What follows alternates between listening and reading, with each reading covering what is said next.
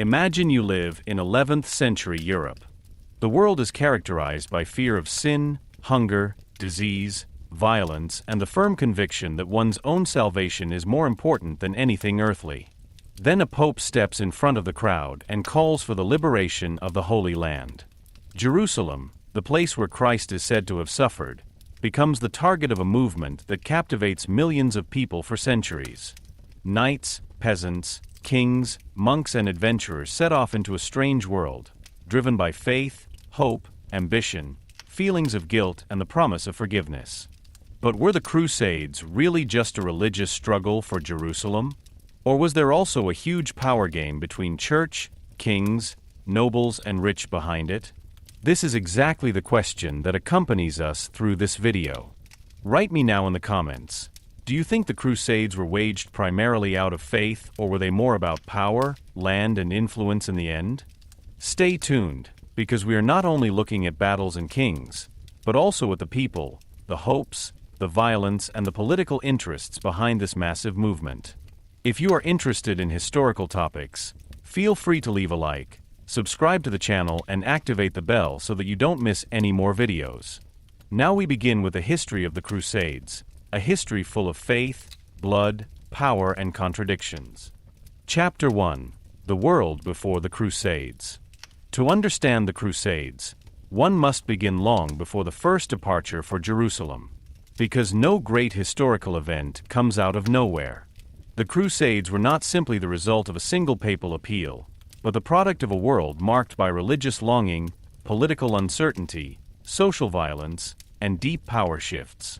In the 11th century, Europe was on a threshold. Old orders changed, new forces emerged, and many people lived in a time when faith and fear deeply determined everyday life. Those who were born at that time grew up in a world in which the afterlife did not seem distant and abstract, but was an immediate reality. Heaven, hell, sin, penance, and redemption were not theological concepts for scholars alone, but part of the daily thinking of simple peasants, knights, monks, and rulers. Western Europe was politically fragmented. There were kings, dukes, counts, and local lords, but their power was often limited. Many regions were held together less by strong central states than by personal ties, feudal relations, and military dependencies. A king could lay claim to power, but whether his orders were actually followed everywhere depended on alliances, loyalty, and the willingness of powerful nobles. Especially in France, parts of Italy, and the German Empire, the political landscape was characterized by rival rulers. Castles became centers of local power. From there, nobles controlled land, peasants, roads, and taxes. In such a world, violence was a normal means of politics. Feuds between noble families, raids, looting, and private wars were part of everyday life in many places. For ordinary people, this meant uncertainty. Fields could be devastated, villages burned down, and crops stolen. War was not only a matter for large armies, but often a direct threat to daily life. At the same time, the population of Europe grew. New fields were developed, forests cleared, swamps drained, and villages founded. Improvements in agriculture ensured that more people could be fed. But growth did not only bring prosperity. It also created pressure. Many younger sons of noble families had little prospect of owning their own land, because property often remained concentrated within the family. For them, military service offered an opportunity to gain recognition, booty, and perhaps their own rule. This restless knightly class later played a decisive role. On the one hand, their military energy was dangerous because it tore Europe apart from within. On the other hand, the church and rulers were looking for ways to direct this violence. The idea of not simply prohibiting warlike forces, but directing them towards a goal understood as sacred, became a decisive idea of the Crusade period. In the 11th century, the church was one of the most powerful institutions in Europe. It shaped not only religious ideas, but also education, law, morality, and politics. Monasteries were centers of knowledge, bishops were among the most important political actors, and the Pope in Rome increasingly claimed a superior spiritual authority. But the Church was not free of conflicts either. In the so-called investiture controversy, the papacy and secular rulers wrestled over who was allowed to appoint bishops and who ultimately had the highest authority in the Christian world. This dispute was more than a church administrative problem. He touched on the fundamental question of the medieval order. Did spiritual power stand above secular power, or could kings and emperors also determine ecclesiastical offices?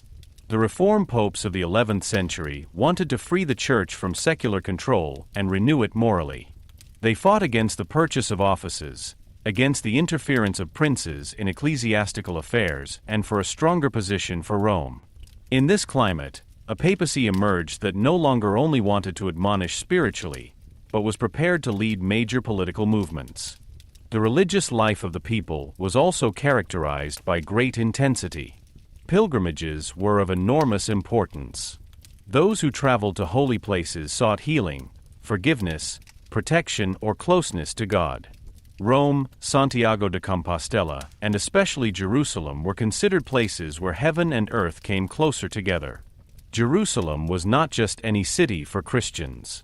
It was the place of Christ's crucifixion and resurrection, the center of salvation history, a goal of longing. Pilgrims took long and dangerous journeys to pray there. The journey was arduous, expensive, and risky, but it was precisely this effort that gave it religious significance.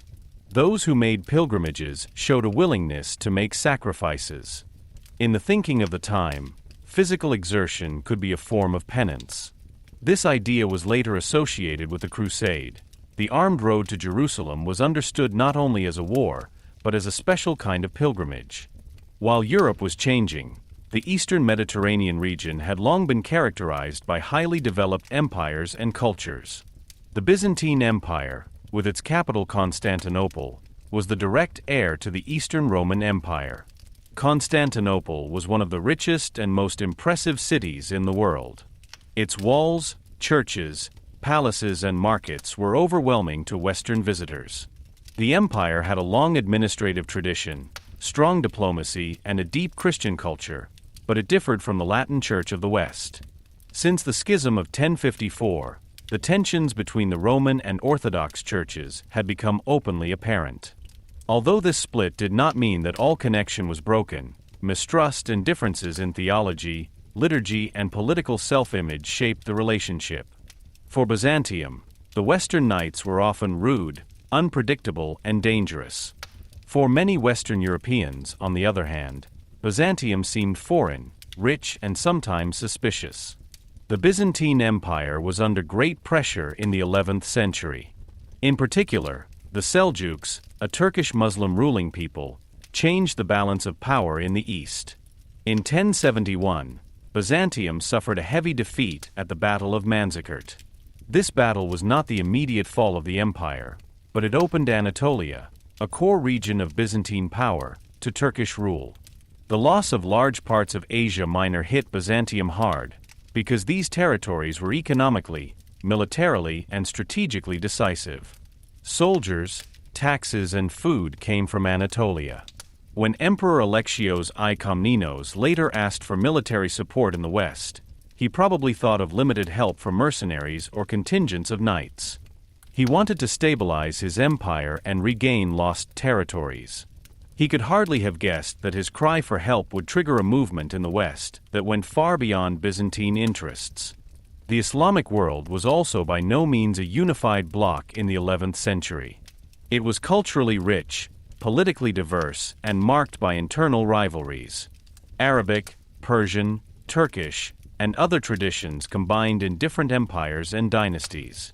Although Baghdad was a symbolically important center of the caliphate, the actual power often lay with regional rulers.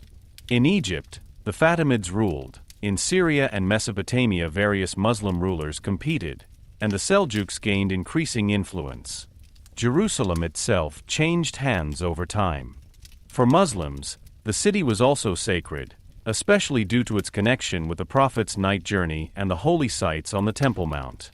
Nevertheless, the political value of Jerusalem varied depending on the situation of rule. When the Crusaders came later, they did not encounter a united Islamic front, but a region full of rivalries, alliances, and power struggles. It was precisely this fragmentation that initially facilitated their success.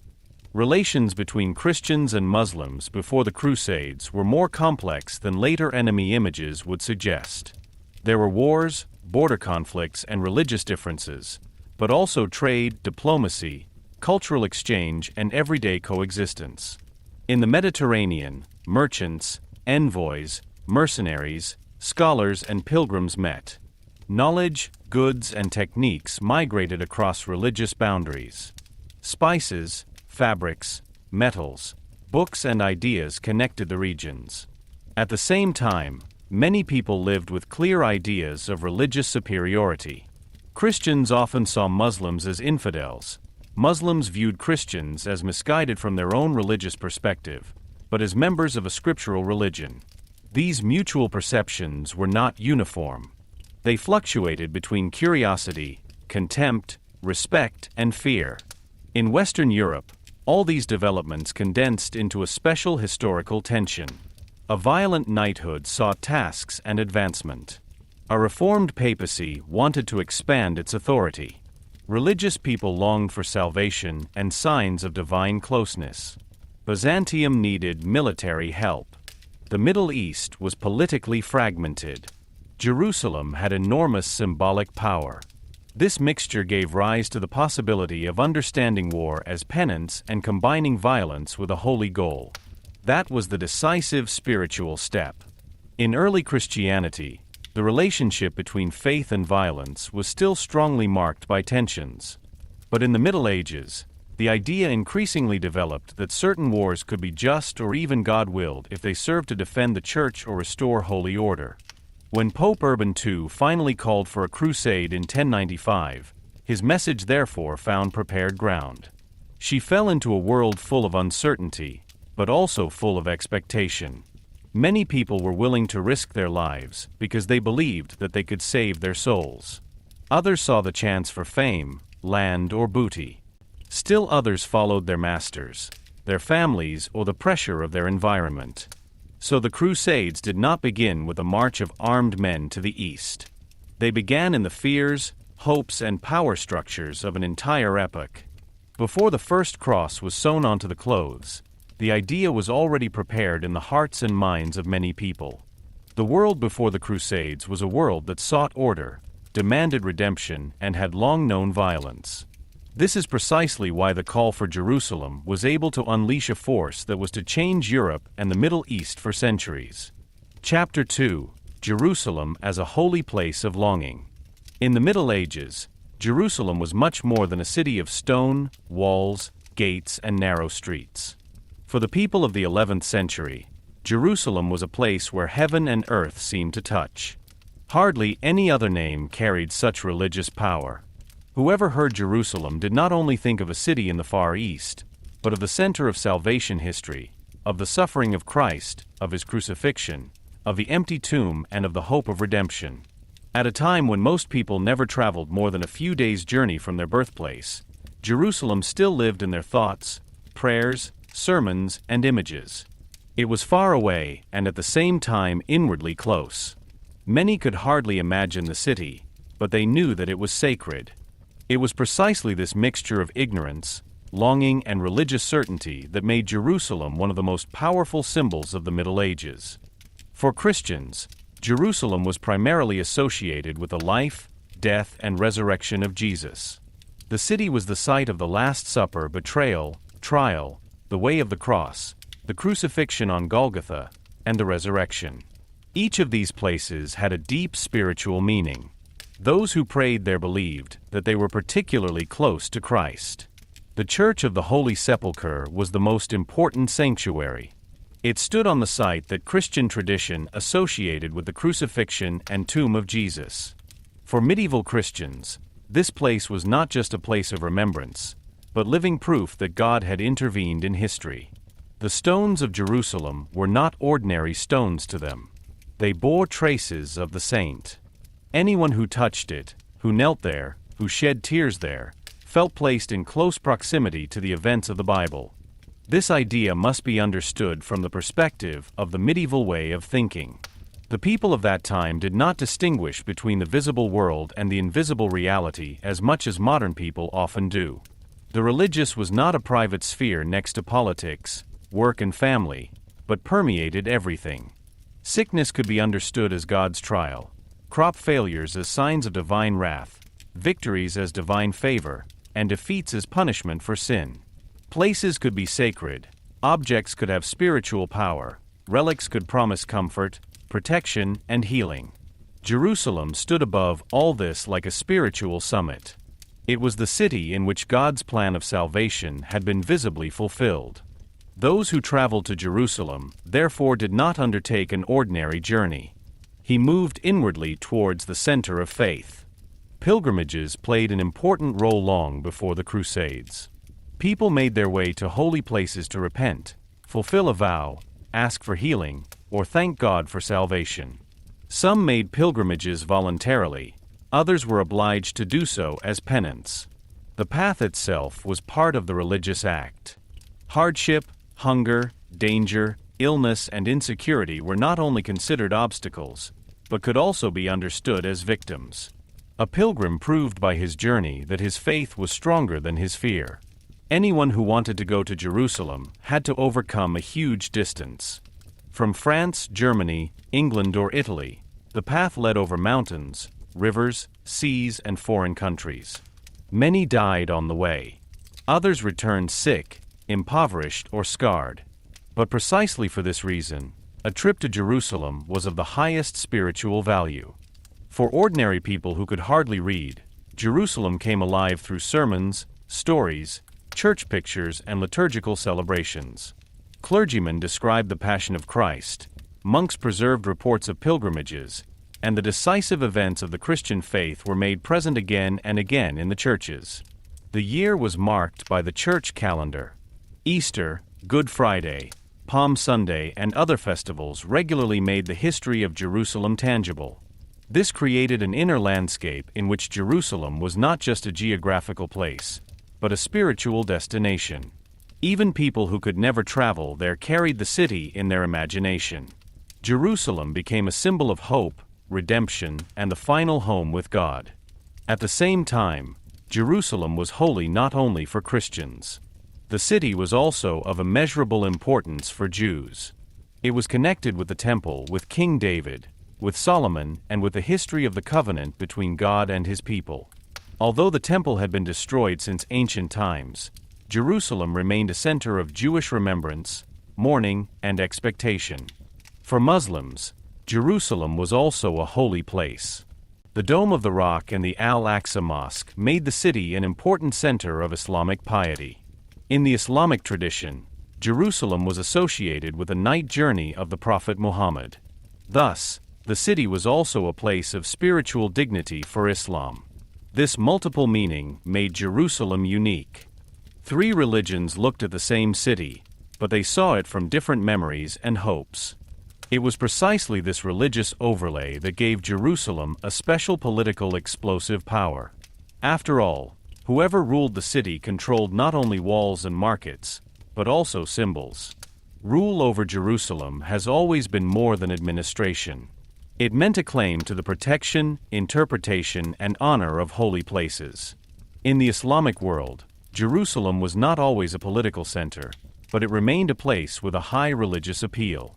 For the Christian world of the West, the fact that the holy sites were under Muslim rule was a painful prospect, even though Christian pilgrims still had access for long periods of time.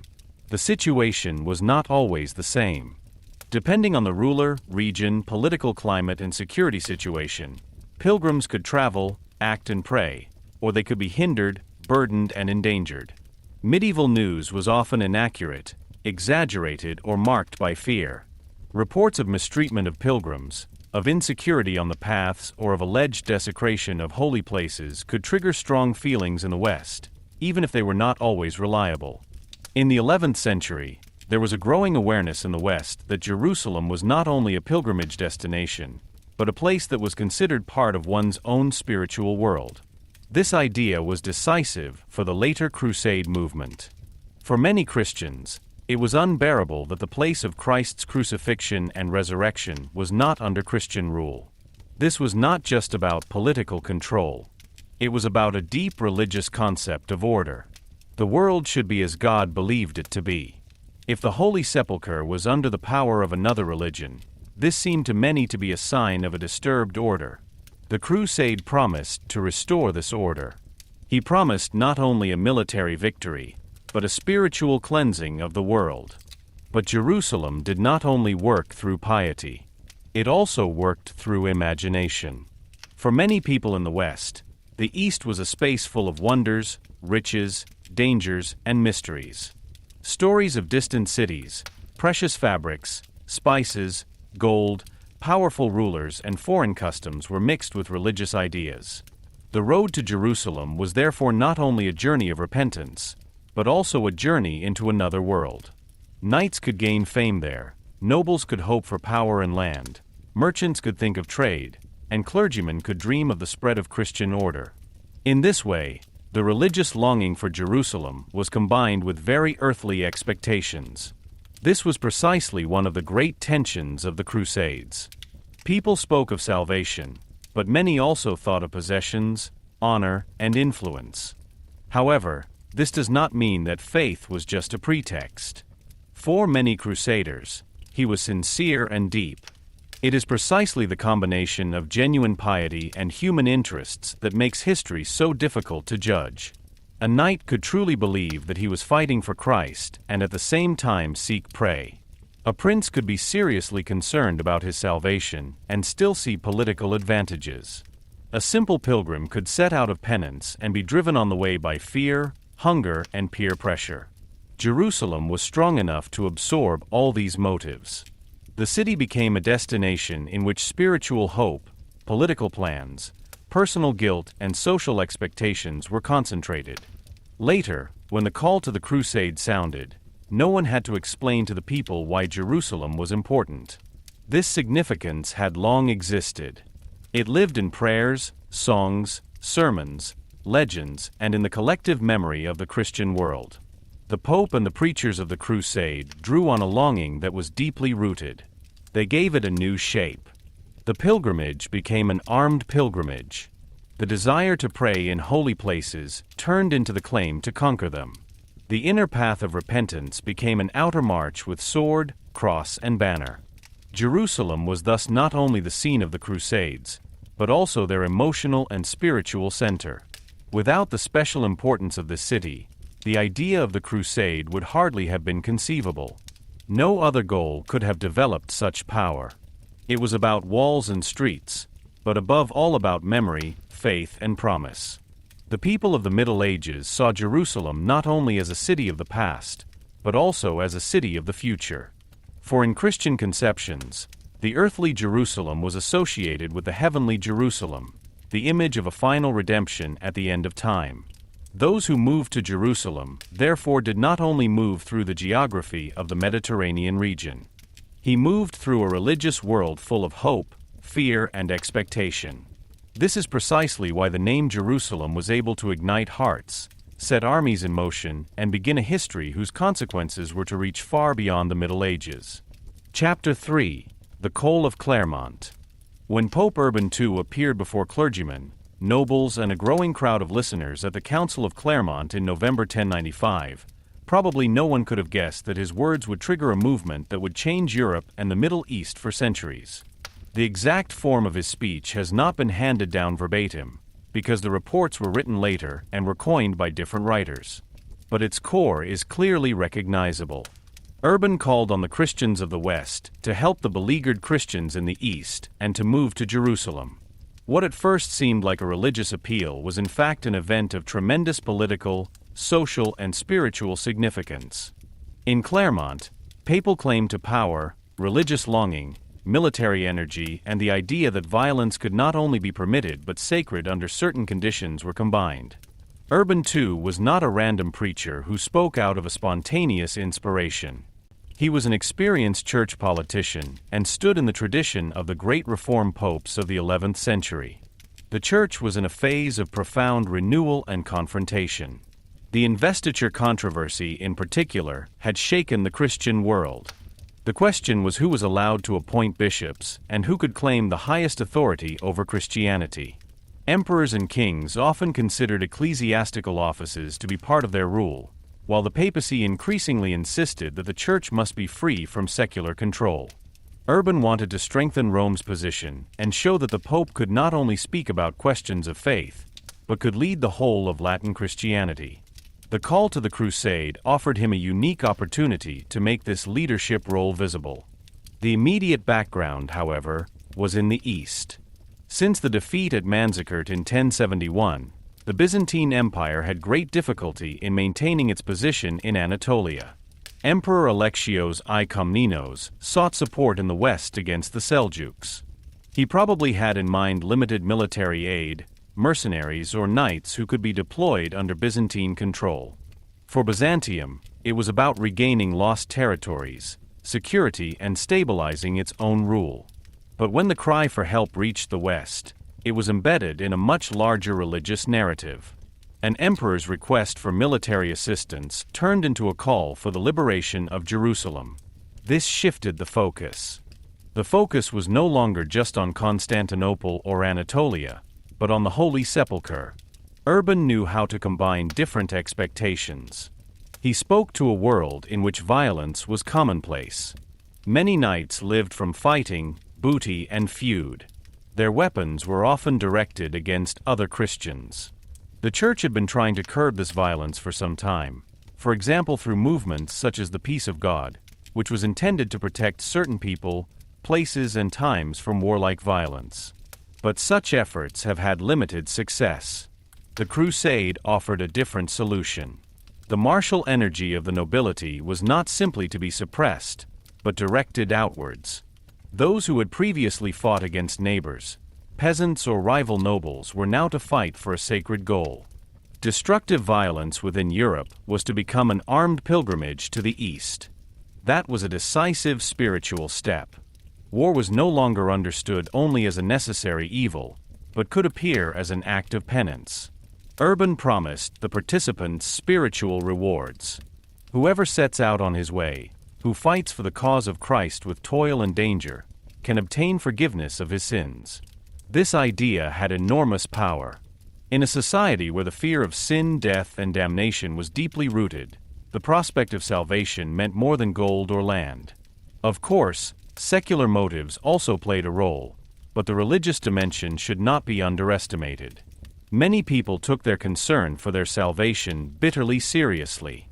A knight who had killed in battle, a nobleman who had feuded, a man who believed he had incurred guilt, could see in the Crusade a way to combine penance and struggle. Clermont's speech therefore struck a sensitive nerve. Urban probably painted a picture of suffering Christians in the East, of threatened holy places, and of the duty of Western Christians to come to the aid of their brothers. Such images had a strong effect because they aroused pity, shame, anger, and hope at the same time. The East did not appear as a distant political landscape, but as a place where Christ himself was insulted and his followers threatened. Jerusalem became a symbol of a disturbed divine order. Those who moved there were not only to gain land, but to defend the glory of God. In this language, religious feelings merged with military duty. The effect was enormous. People supposedly shouted, "God wills it," and this cry became one of the most recognizable slogans of the Crusade movement. It is not possible to say for sure whether it sounded exactly in this form in Clermont, but it expresses the spirit of the movement. The participants did not believe that they were merely following a political plan. They believed that they were part of a divine will. This is what made the Crusade so powerful and at the same time so dangerous. Those who are convinced that they are acting on God's behalf can make enormous sacrifices. But the same conviction can also lower the inhibition threshold against violence. When the opponent is not only a political enemy, but an enemy of a sacred order, cruelty is more easily justified. The message spread quickly to Clermont. Preachers carried the call to cities, villages, and castles. Clergymen explained the importance of the enterprise. Nobles discussed participation and equipment. Families had to decide whether to pawn or sell property to finance the journey. The Crusade was not a simple military undertaking. Those who set out had to organize money, weapons, horses, companions, and supplies. Many left relatives behind and did not know if they would ever return. The cross they sewed onto their clothes became a visible sign of a vow. Whoever took the cross committed himself before God and the community. The road to Jerusalem thus became a public, spiritual, and social decision. It is particularly remarkable how broad the appeal was. Urban probably had armed nobles and knights in mind, but the idea also caught up with many ordinary people.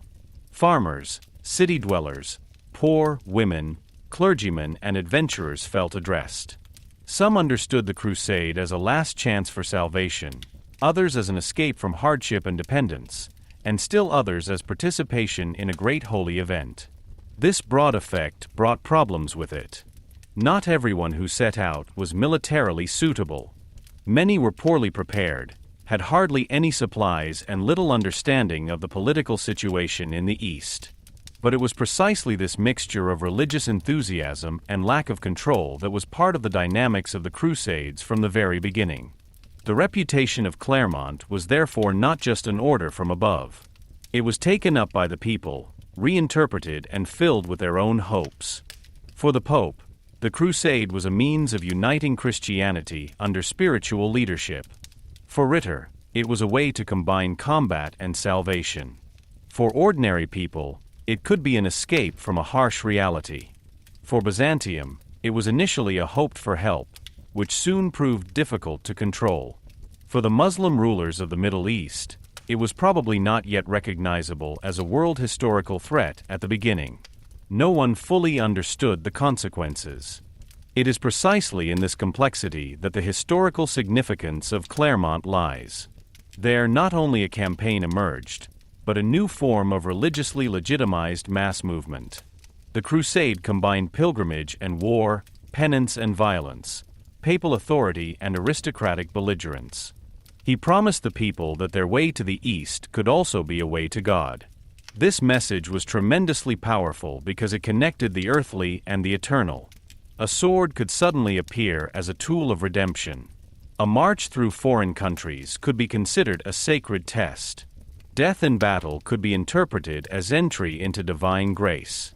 But in Clermont, a dangerous door was also opened. For as soon as violence is called sacred, its character changes. It is no longer seen only as a human decision, but as a duty. Doubt can then appear as weakness, pity as betrayal, and political caution as a lack of faith. The call to Jerusalem sparked enthusiasm, but also fanaticism. It gave hope, but it also led to suffering. These tensions were already to become apparent on the way east. The crusade began with sermons, prayers, and promises of salvation, but it soon led to hunger, looting, massacres, and unimaginable hardships. When people took the cross to Clermont, many believed they were entering into a sacred history. They did not see themselves as ordinary travelers or mercenaries, but as fighters of God, as pilgrims with weapons, as part of a movement larger than their own lives. This was precisely the power of the papal appeal. Urban II had found a language that touched the deepest fears and hopes of his time. He spoke of help, salvation, Jerusalem, and divine commission. From these words arose a movement that could no longer be easily controlled. The Call of Clermont was the spark that ignited an already dry field. And when the fire burned once, it reached far beyond what even the Pope might have planned. Chapter 4: The First Crusade. The First Crusade did not begin like an orderly army that moved east under a single command and with a clear military plan. Rather, it began as a tremendous movement of faith, fear, hope, and restlessness. After the call of Pope Urban II had penetrated through Europe, people from different regions took up the cross. Some were powerful nobles with armed followers. Others were simple farmers, craftsmen, poor, women, children, and religiously enthusiastic men who hardly knew how far away Jerusalem really was. For many, the crusade was not an ordinary journey, but a sacred path. They believed that through toil, danger, and struggle, they could wash away their sins and draw closer to Christ.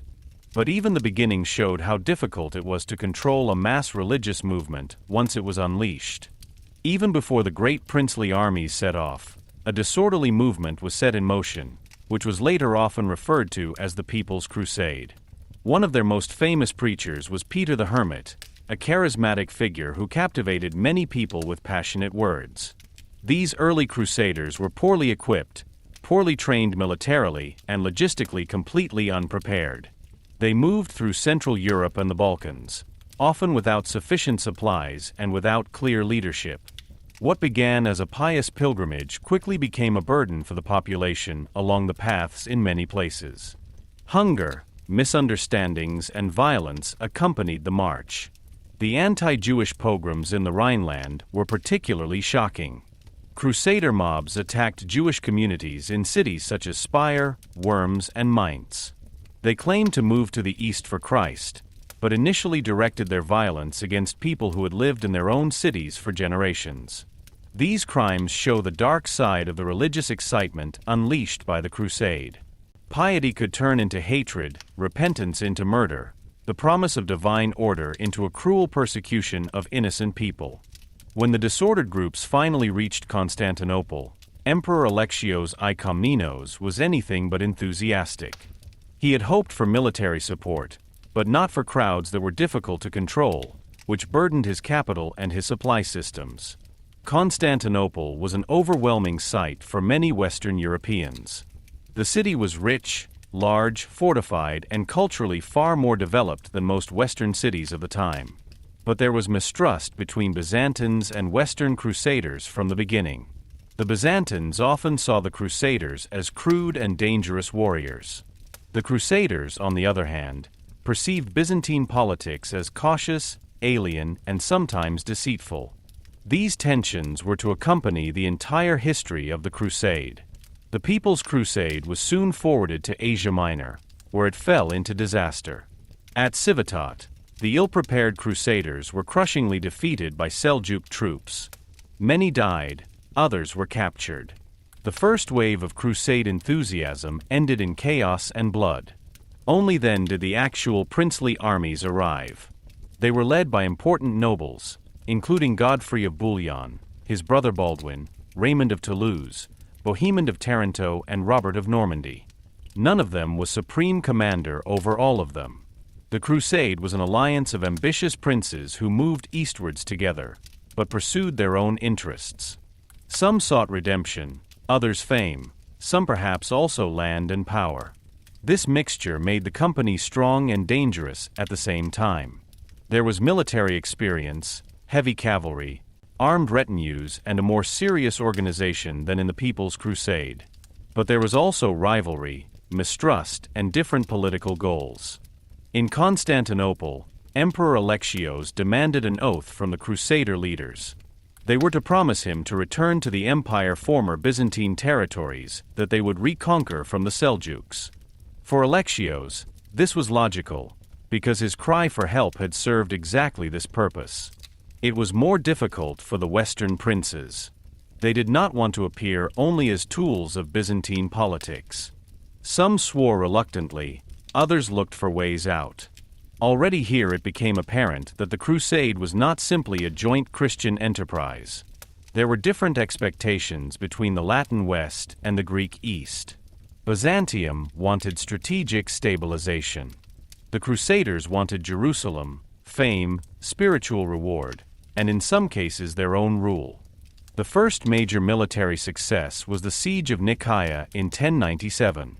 The city was an important Seljuk base in Asia Minor and was dangerously close to Constantinople. Together with Byzantine support, the Crusaders succeeded in encircling the city. But when Nicaea capitulated, it was not left to the Crusaders to plunder, but handed over to the Byzantines. For Alexios, this was a success, for many Crusaders a disappointment. They had expected loot and felt cheated. Again, mistrust grew. Nevertheless, the army continued to move through Anatolia. The march became a huge test. Heat, thirst, hunger, disease, and constant attacks took a heavy toll on the Crusaders. Many horses died, weakening the Western cavalry. The road to Jerusalem was not a glamorous triumphal procession, but a chain of deprivation. At Dorylaeum, the Crusaders met a Seljuk army in the summer of 1097.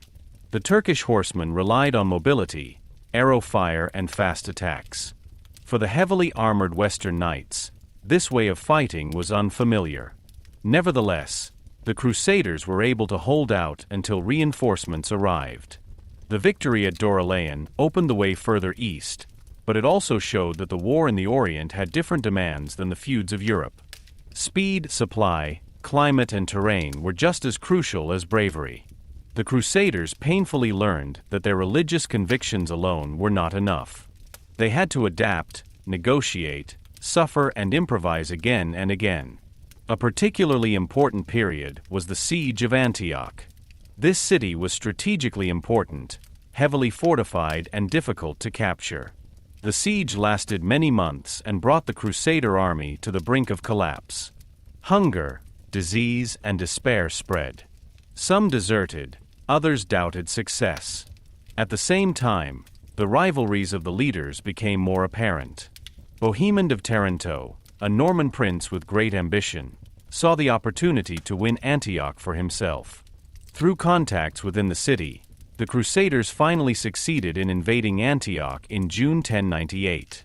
But as soon as the city was conquered, the Crusaders themselves were surrounded by a Muslim relief army. Besiegers became besieged. The situation was desperate. In this crisis, the alleged discovery of the Holy Lance played an enormous psychological role. A simple man named Peter Bartholomew claimed to have had a vision revealing the location of the lance with which Christ had been pierced on the cross. Many Crusaders saw this as a sign of divine support. Whether the lance was genuine is hardly historically decisive. What is important is what it achieved. In a moment of deepest despair, she gave the army new courage. The Crusaders dared to break out and were able to defeat the enemy army. For them, this was proof that God was still on their side. From a modern point of view, this event shows how closely religion, morality, and military ability to act were linked. Faith could hold an army together, even when food, order, and hope had almost disappeared. After Antioch, the way to Jerusalem was still long, but the Crusaders had crossed a crucial threshold. At the same time, it became apparent that the company was increasingly shaped by power interests. Bohemond kept Antioch for himself, although it should have been returned to Byzantium. The relationship with Emperor Alexios deteriorated further. Alexios had not come to the aid of the Crusaders in time. For Byzantium, the Western princes seemed like unreliable conquerors. The crusade thus moved further and further away from the original Byzantine request for help and became an independent Latin conquest enterprise. In 1099, the remaining Crusaders finally reached Jerusalem. What had once begun as a huge movement was now reduced to a greatly shrunken but determined army. Many had died, deserted, or stayed behind on the way. At that time, the city was under Fatimid rule from Egypt. For the Crusaders, the sight of them was an overwhelming moment. After years of hunger, blood, disease, and marching, they finally saw the goal that had been described to them in sermons as the center of the world.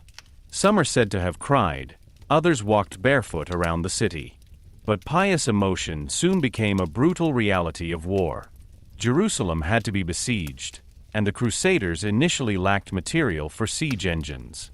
Only with the help of wood from the surrounding area and support from Genoese sailors could towers and equipment be built. On July 15, 1099, the Crusaders succeeded in storming Jerusalem. What followed was a massacre. Muslim and Jewish residents were killed in large numbers. The violence was extreme and was sometimes even described by Christian chroniclers as a sign of victory. It is precisely here that the shocking contradictions of the Crusade become apparent. The Crusaders had reached a city they revered as sacred, and at the moment of conquest, they turned it into a place of bloodshed. Then they went to the Church of the Holy Sepulchre, prayed and thanked God. For them, victory, violence, and piety apparently went together.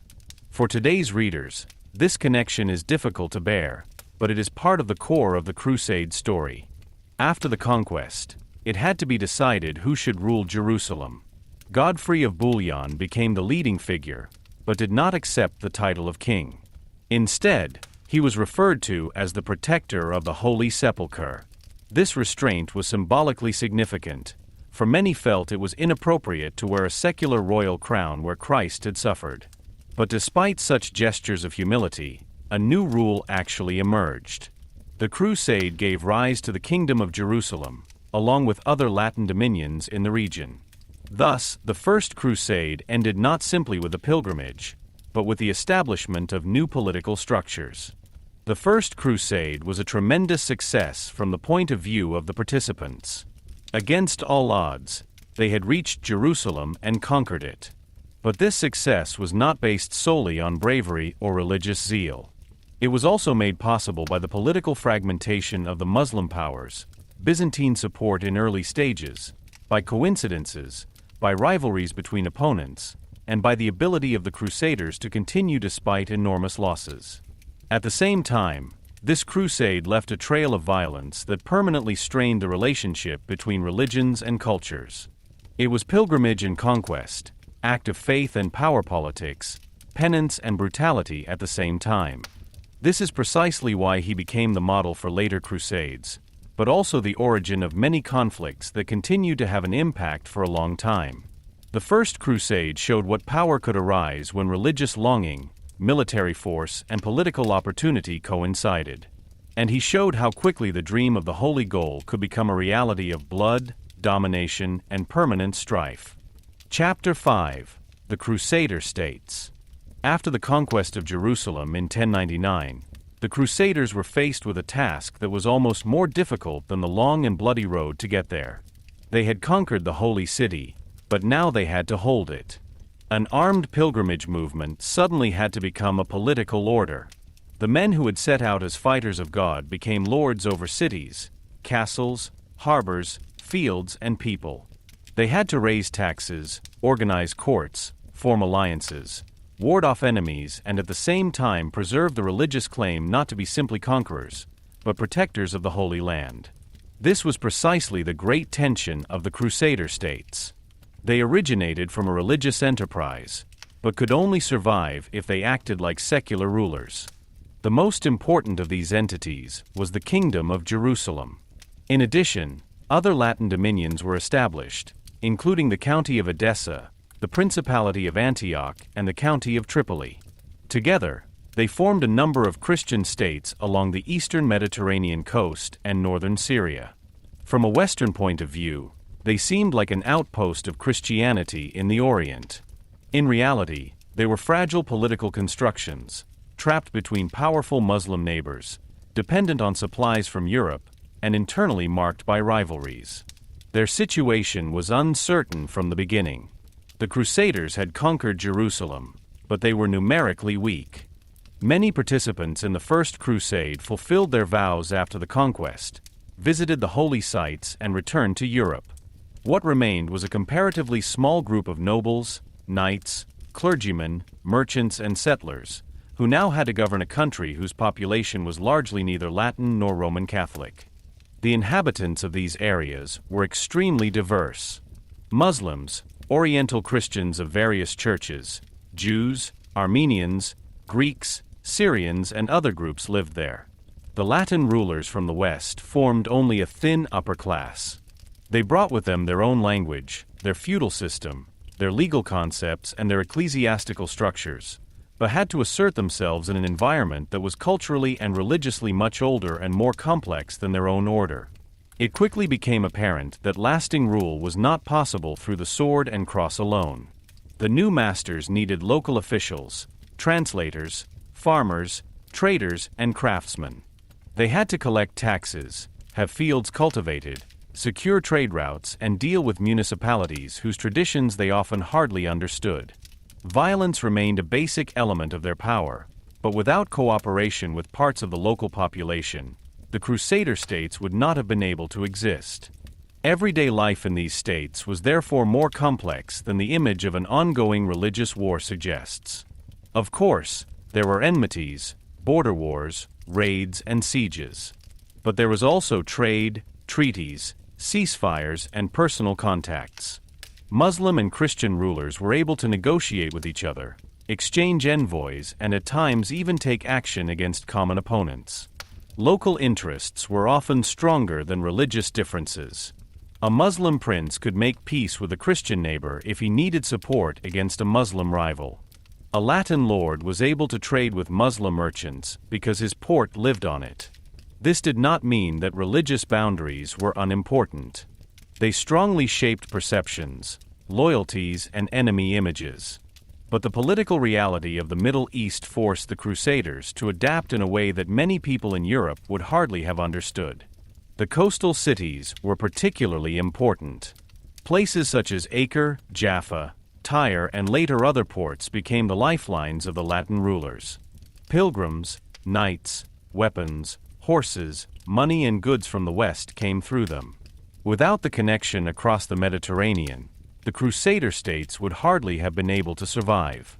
Italian maritime powers such as Venice, Genoa, and Pisa therefore played an enormous role. They supported the Crusaders in sieges of port cities, but received trade privileges, their own quarters, and economic advantages in return. Thus, the religious struggle for the Holy Land was combined with the commercial interests of the Mediterranean region. For Italian merchants, the Crusader states were not only holy places, but also gateways to the goods of the East. Spices, fabrics, metals, luxury goods, and other trade goods made the ports economic centers. As a result, the survival of the Crusader states also depended on interests that had less to do with piety than with profit and naval power. Militarily, the Crusader states were constantly endangered. Their rulers often controlled only narrow strips of land, individual cities, and castles. The hinterland was difficult to secure, and the borders were movable. Therefore, a dense castle landscape developed. Fortresses became bases of rule, places of protection, administrative centers, and signs of military presence. Castles such as Croix de Chevaliers or Montreal showed how much the Latin states were dependent on fortified power. A castle could control roads, delay attacks, and allow a small garrison to monitor a large area. But castles cost money, men, and supplies. They were strong, but they could not fully compensate for a fundamental weakness. The Crusader states had too few people and were permanently dependent on outside help. This dependence on Europe was a central problem. Again and again, the rulers of Jerusalem hoped for new Crusader armies, pilgrims with weapons, money, and political support. But Europe was far away and preoccupied with its own conflicts. Kings and princes in the West did not always come when they were needed. Many pilgrims stayed only for a short time. Some were looking for spiritual merit, but did not want to live permanently in a dangerous border society. This created a constant shortage of military power. The Latin rulers had to use their few resources carefully. They could not fight every enemy at the same time. They had to choose between attack, defense, diplomacy, and waiting. Their policies were therefore often less heroic than later legends would suggest. It consisted of compromises, dependencies, and difficult decisions. There were also tensions within the Crusader states. The large noble families pursued their own interests. The Kingdom of Jerusalem was not an absolute monarchy, but a rule in which the king was dependent on the consent and cooperation of the leading nobles. Property, inheritance issues, marriages, and personal rivalries could have a strong influence on politics. In addition, the rulers always had a special relationship with the Church. Jerusalem was not just any kingdom, but the land of the Holy Sepulchre.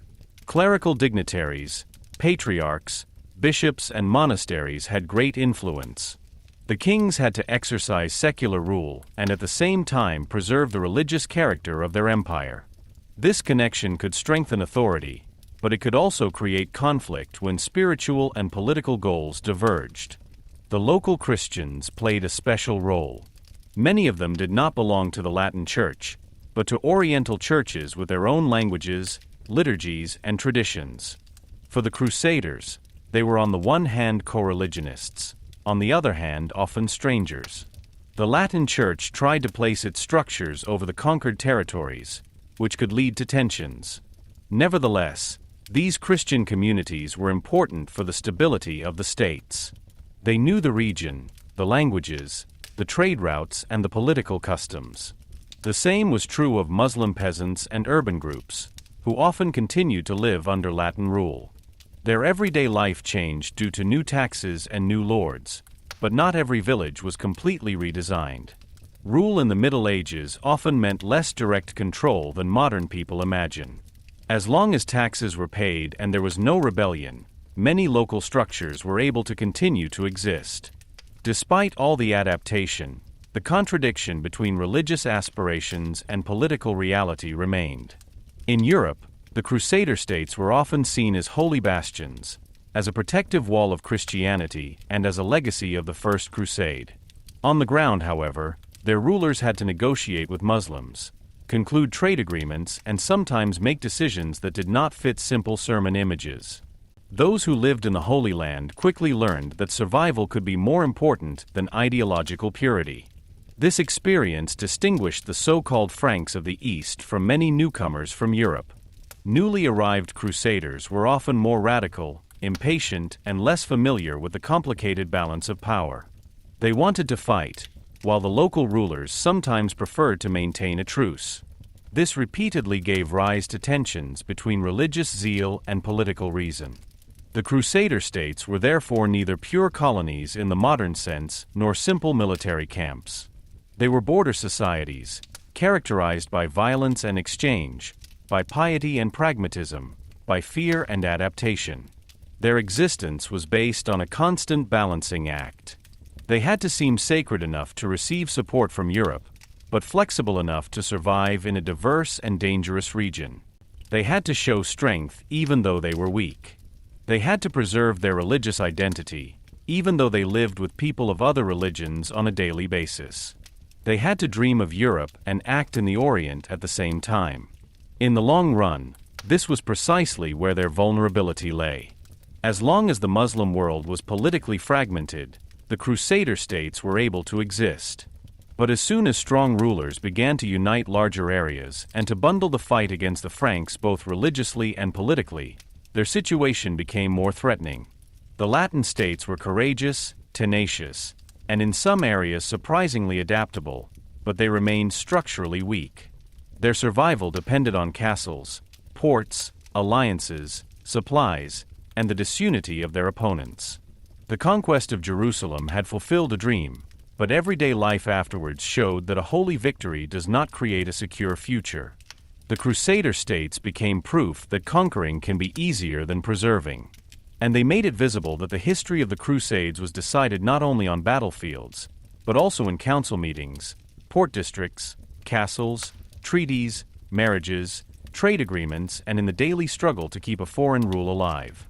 Chapter 6: Knightly Orders and Religious War. From the very beginning, the Crusader states were faced with a problem that could never be completely solved. They had arisen from a huge religious upheaval, but after the victory of 1099, only a relatively small Latin ruling class remained in the Holy Land. The cities, castles, and pilgrimage routes had to be protected, but there was a lack of men, money, and permanent military organization. Many crusaders had returned home after fulfilling their vows. Others died of disease, in fighting or on the long journeys through Syria and Palestine. At the same time, pilgrims from Europe continued to come to Jerusalem, often unarmed, exhausted, and without precise knowledge of the dangers. They wanted to see the Church of the Holy Sepulchre, pray at the Jordan River, visit Bethlehem, and touch the places they knew from sermons and Bible stories. But between the holy sites lay unsafe streets, bands of robbers, hostile territories, and political borders that kept shifting. From this situation, communities arose that were to be among the most unusual phenomena of the Middle Ages, the spiritual orders of knighthood. The special thing about these orders was their combination of two ways of life that at first glance hardly fit together. Monks should pray, obey, live poorly, and detach themselves from the world. Knights, on the other hand, carried weapons, fought, ruled, and moved in a culture of honor, courage, violence, and property. In the knightly orders, these opposites were merged with each other. A knight of the order could be a monk and a warrior at the same time. He took vows, lived according to a rule, was subject to a spiritual community, and understood his struggle not as an ordinary war, but as a service to God. This idea was only possible because the way we think about violence had changed in the 11th and 12th centuries. War was no longer always considered a sinful reality of a fallen world. Under certain conditions, it could appear just necessary, and even meritorious, especially if it was intended to protect the church, pilgrims, or holy places. One of the most famous of these orders was the Order of the Templars. Its beginnings lay in the years after the First Crusade. A small group of knights pledged to protect pilgrims on the dangerous paths in the Holy Land. Their name was derived from the Temple Mount in Jerusalem, where they were temporarily housed. What was initially a modest community quickly became a powerful institution. The Templars received church recognition, donations, lands, privileges, and a special religious upgrade. Important clergymen supported their idea, including Bernard of Clairvaux, who saw the Templars as a new form of chivalry. For him, the knight of the order was not an ordinary fighter who killed out of vanity, greed, or lust for glory, but a man who put his power at the service of a higher cause. This interpretation was effective, but also dangerous, for it gave killing a spiritual justification that went far beyond normal political reasons for war. The Templars soon became a military elite. Its members were strictly organized, disciplined, and permanently deployed. While many secular crusaders only came to the east for a limited time, the orders remained there as a permanent force. They guarded castles, accompanied pilgrims, fought in field battles, and held strategically important positions.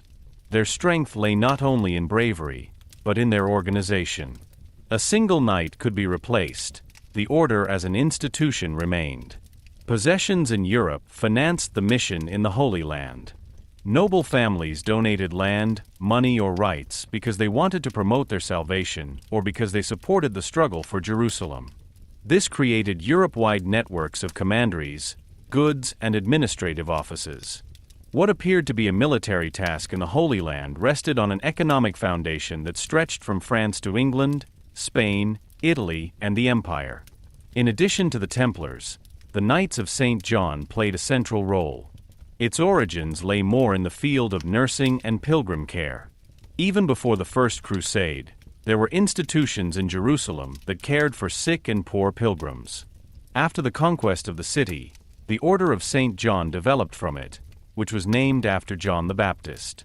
The Knights of St. John also combined spiritual life with practical help.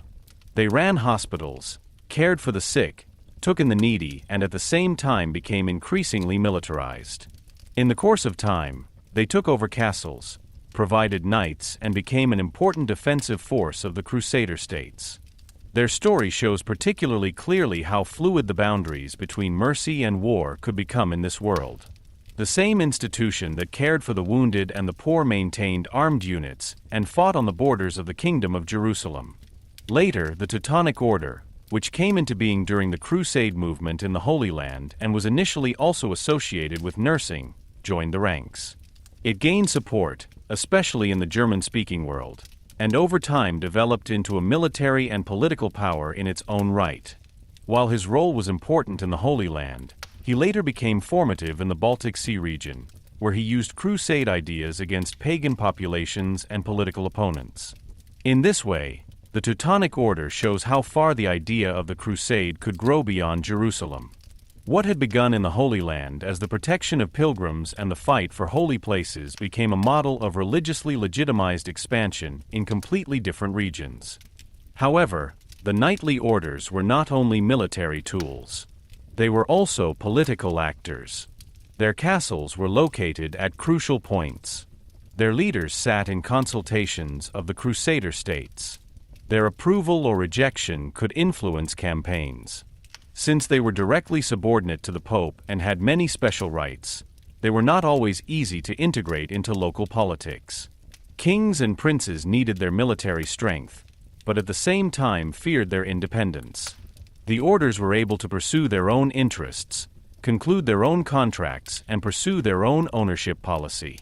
Sometimes they worked closely with the kings of Jerusalem, sometimes they were in tension with them. Their international structure made them strong, but also difficult to control. The orders also became great economic powers. The Templars in particular developed a complex system of asset management. Because they had offices in many countries, they were able to securely manage money, property, and documents. Pilgrims or nobles could deposit values in Europe and receive support in the East.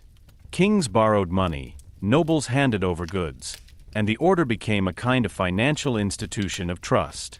This later developed into part of the mistrust that was to be the Templars' undoing. Those who were rich, armed, internationally networked, and only controllable to a limited extent attracted admiration, envy, and fear at the same time. In everyday military life, the orders were indispensable. The Crusader States could hardly exist without them. Their knights were often better disciplined than secular contingents. They were used to the climate, the enemies, and the landscape. They knew the weaknesses of the border areas and knew how quickly a ceasefire could break. Their castles formed a protective net that delayed attacks and stabilized areas. Especially in times when no large armies came from Europe, the orders were one of the few reliable forces. But her determination also had a problematic side. Because they understood their task as a holy battle, they were able to contribute to risky decisions.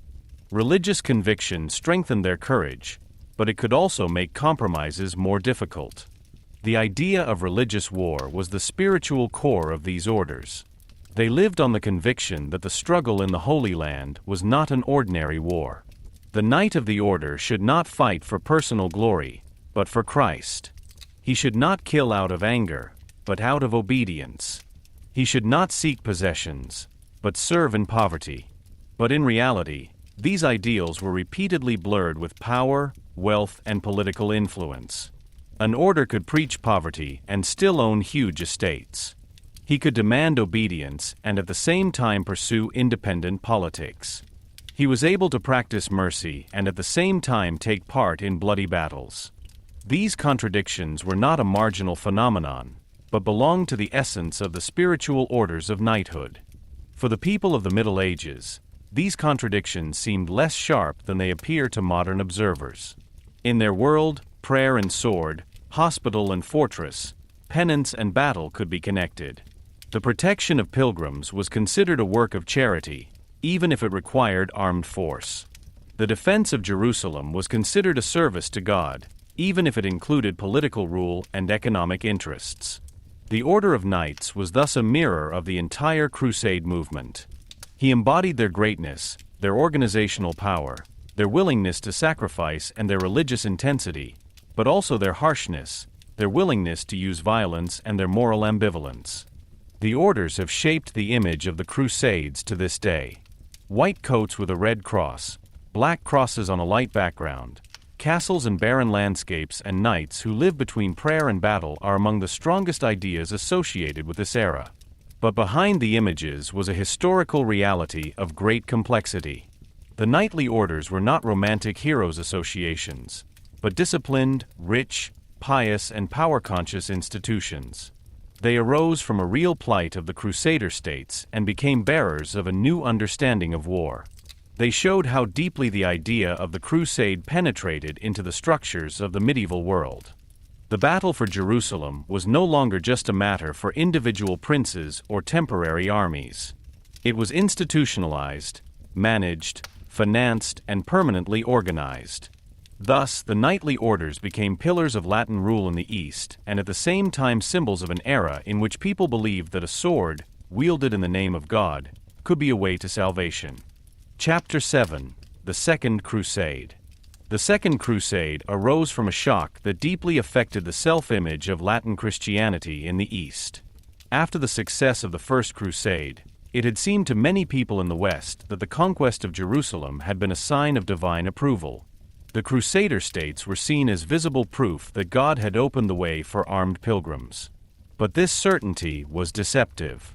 The Latin dominions in the Holy Land and Syria were vulnerable, sparsely populated, and dependent on support from Europe. In particular, the county of Edessa, the northernmost and most advanced Crusader state, was on shaky ground. It was far from Jerusalem, surrounded by Muslim rule and difficult to defend permanently. When Edessa was conquered in 1144 by Zengi, the ruler of Mosul and Aleppo, it was more than a regional loss. It was a shock that was understood in the West as a warning. The work of the First Crusade was not sacrosanct. Edessa had a special symbolic significance because it had been the first Crusader state to emerge during the First Crusade. Its conquest by Muslim forces showed that the Christian rulers in the East were not only threatened, but could actually disappear again. For the Latin Christians in the Holy Land, the loss meant a dangerous strategic weakening. Although Edessa did not directly protect access to Jerusalem, it was an important outpost in the north.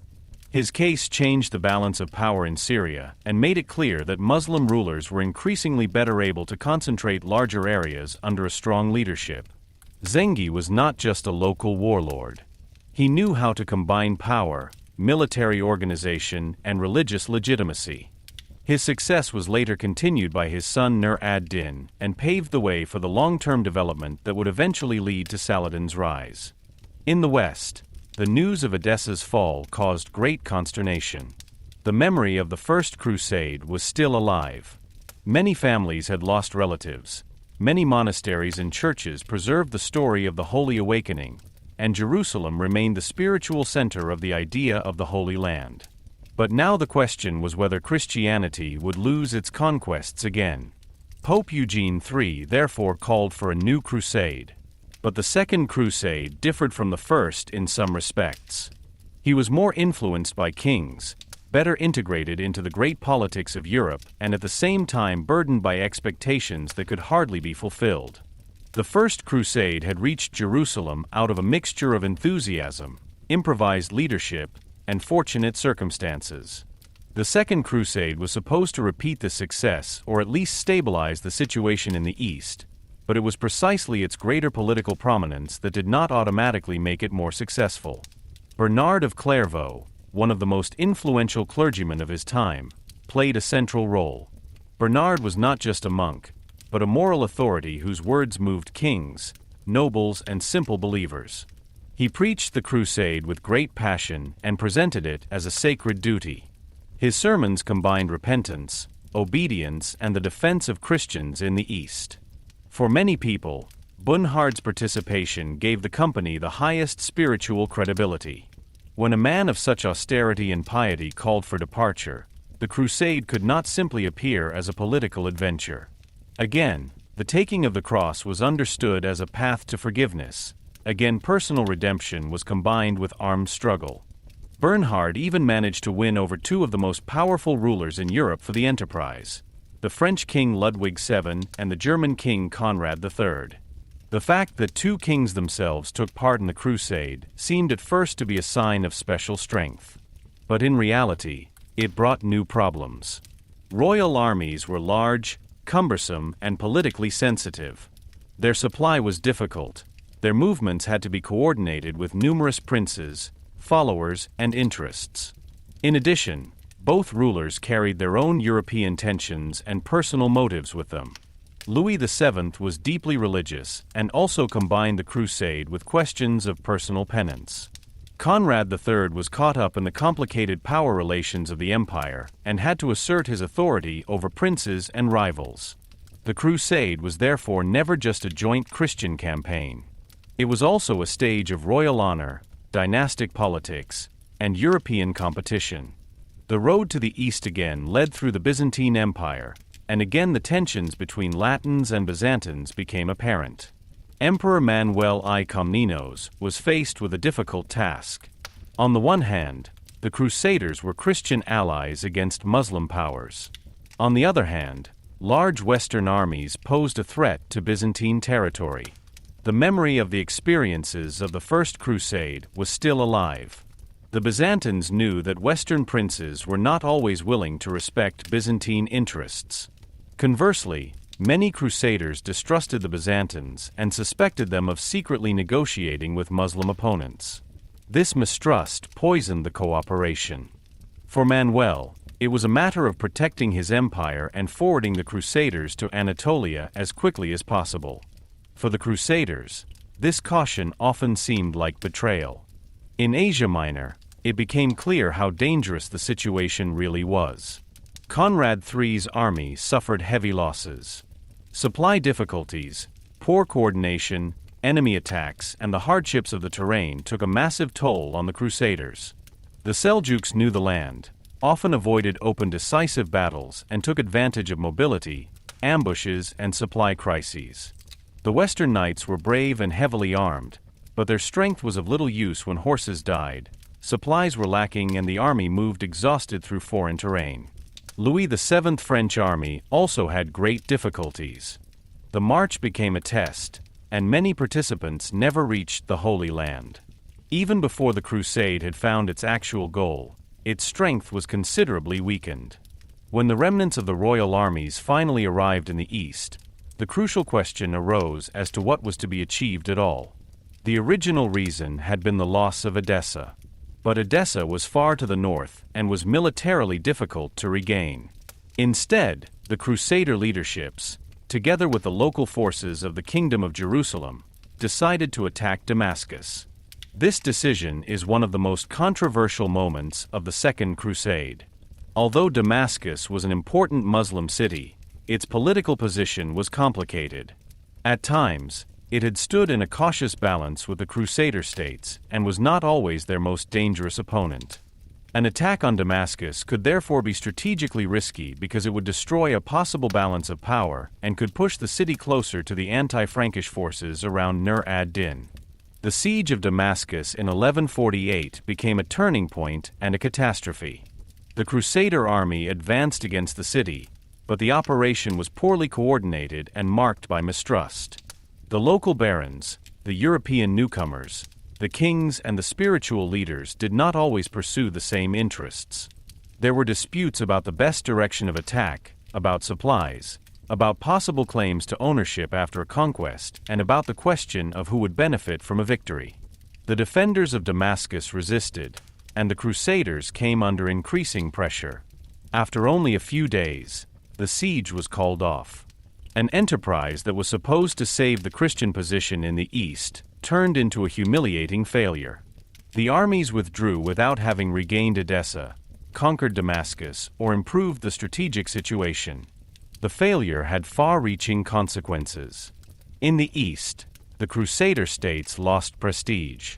Their Muslim opponents realized that even large royal armies from Europe were vulnerable. The myth of invincibility that had arisen after the First Crusade was shattered. At the same time, the attack on Damascus weakened the diplomatic possibilities of the Crusader states.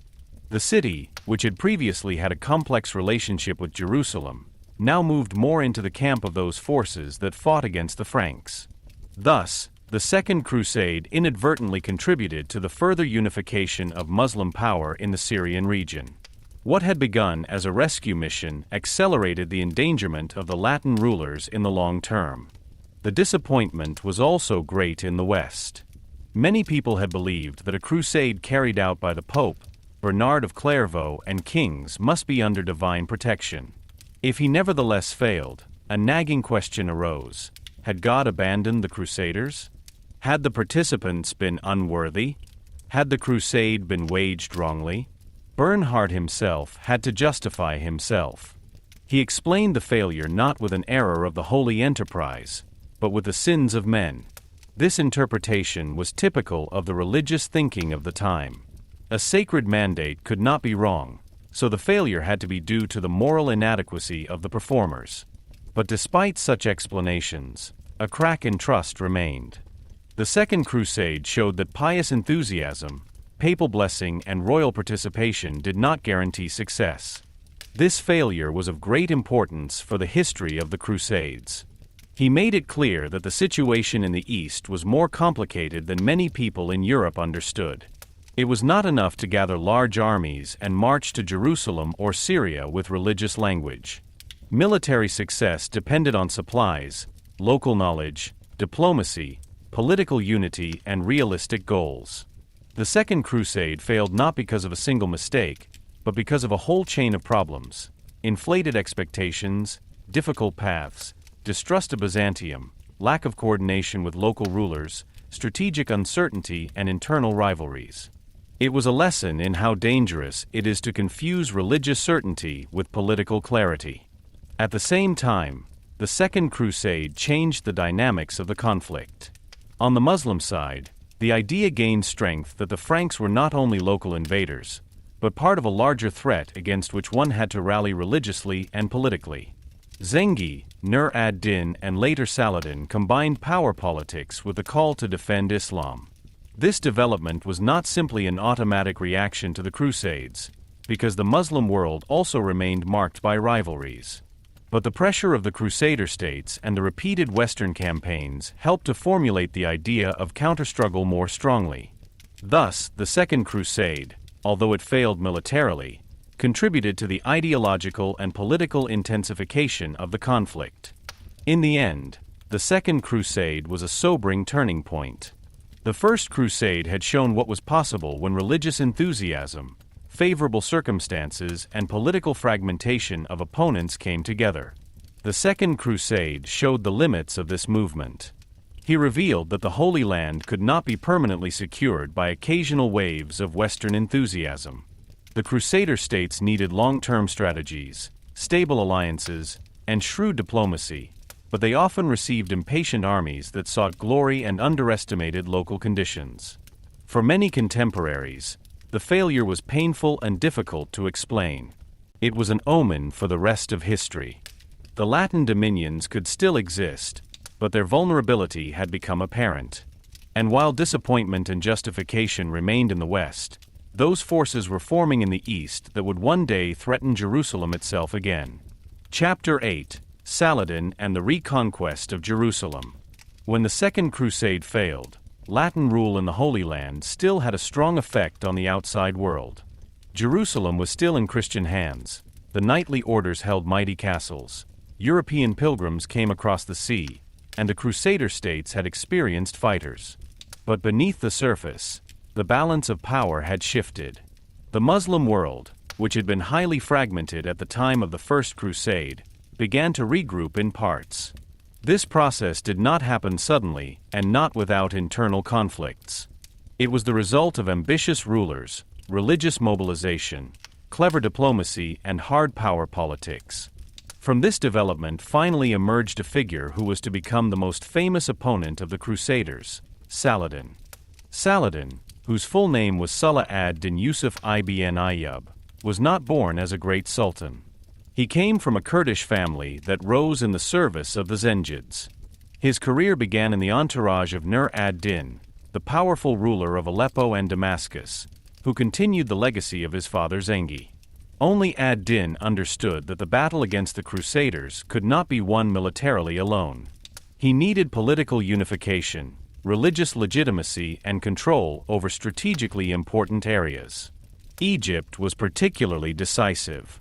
Those who ruled Egypt had rich agriculture, tax revenues, ports, and a key position between North Africa, the Red Sea, Syria, and Palestine. Egypt was also of enormous importance for the Crusader States. If they had succeeded in gaining lasting influence there, they might have been able to stabilize their situation.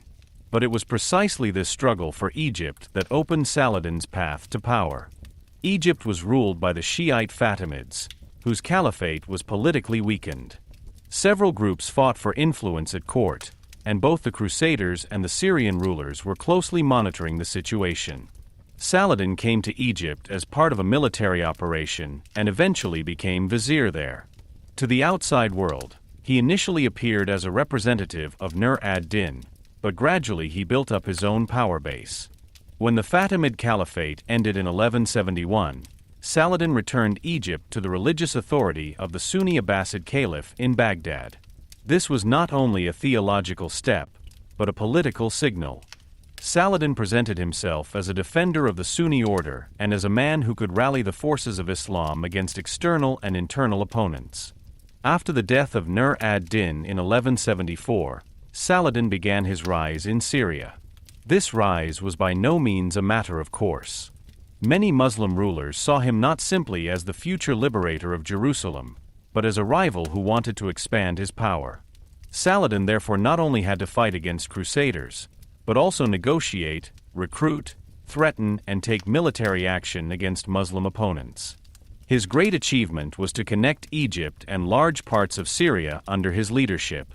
For the first time since the beginning of the Crusades, a power emerged that could threaten the Crusader States from the south and north at the same time.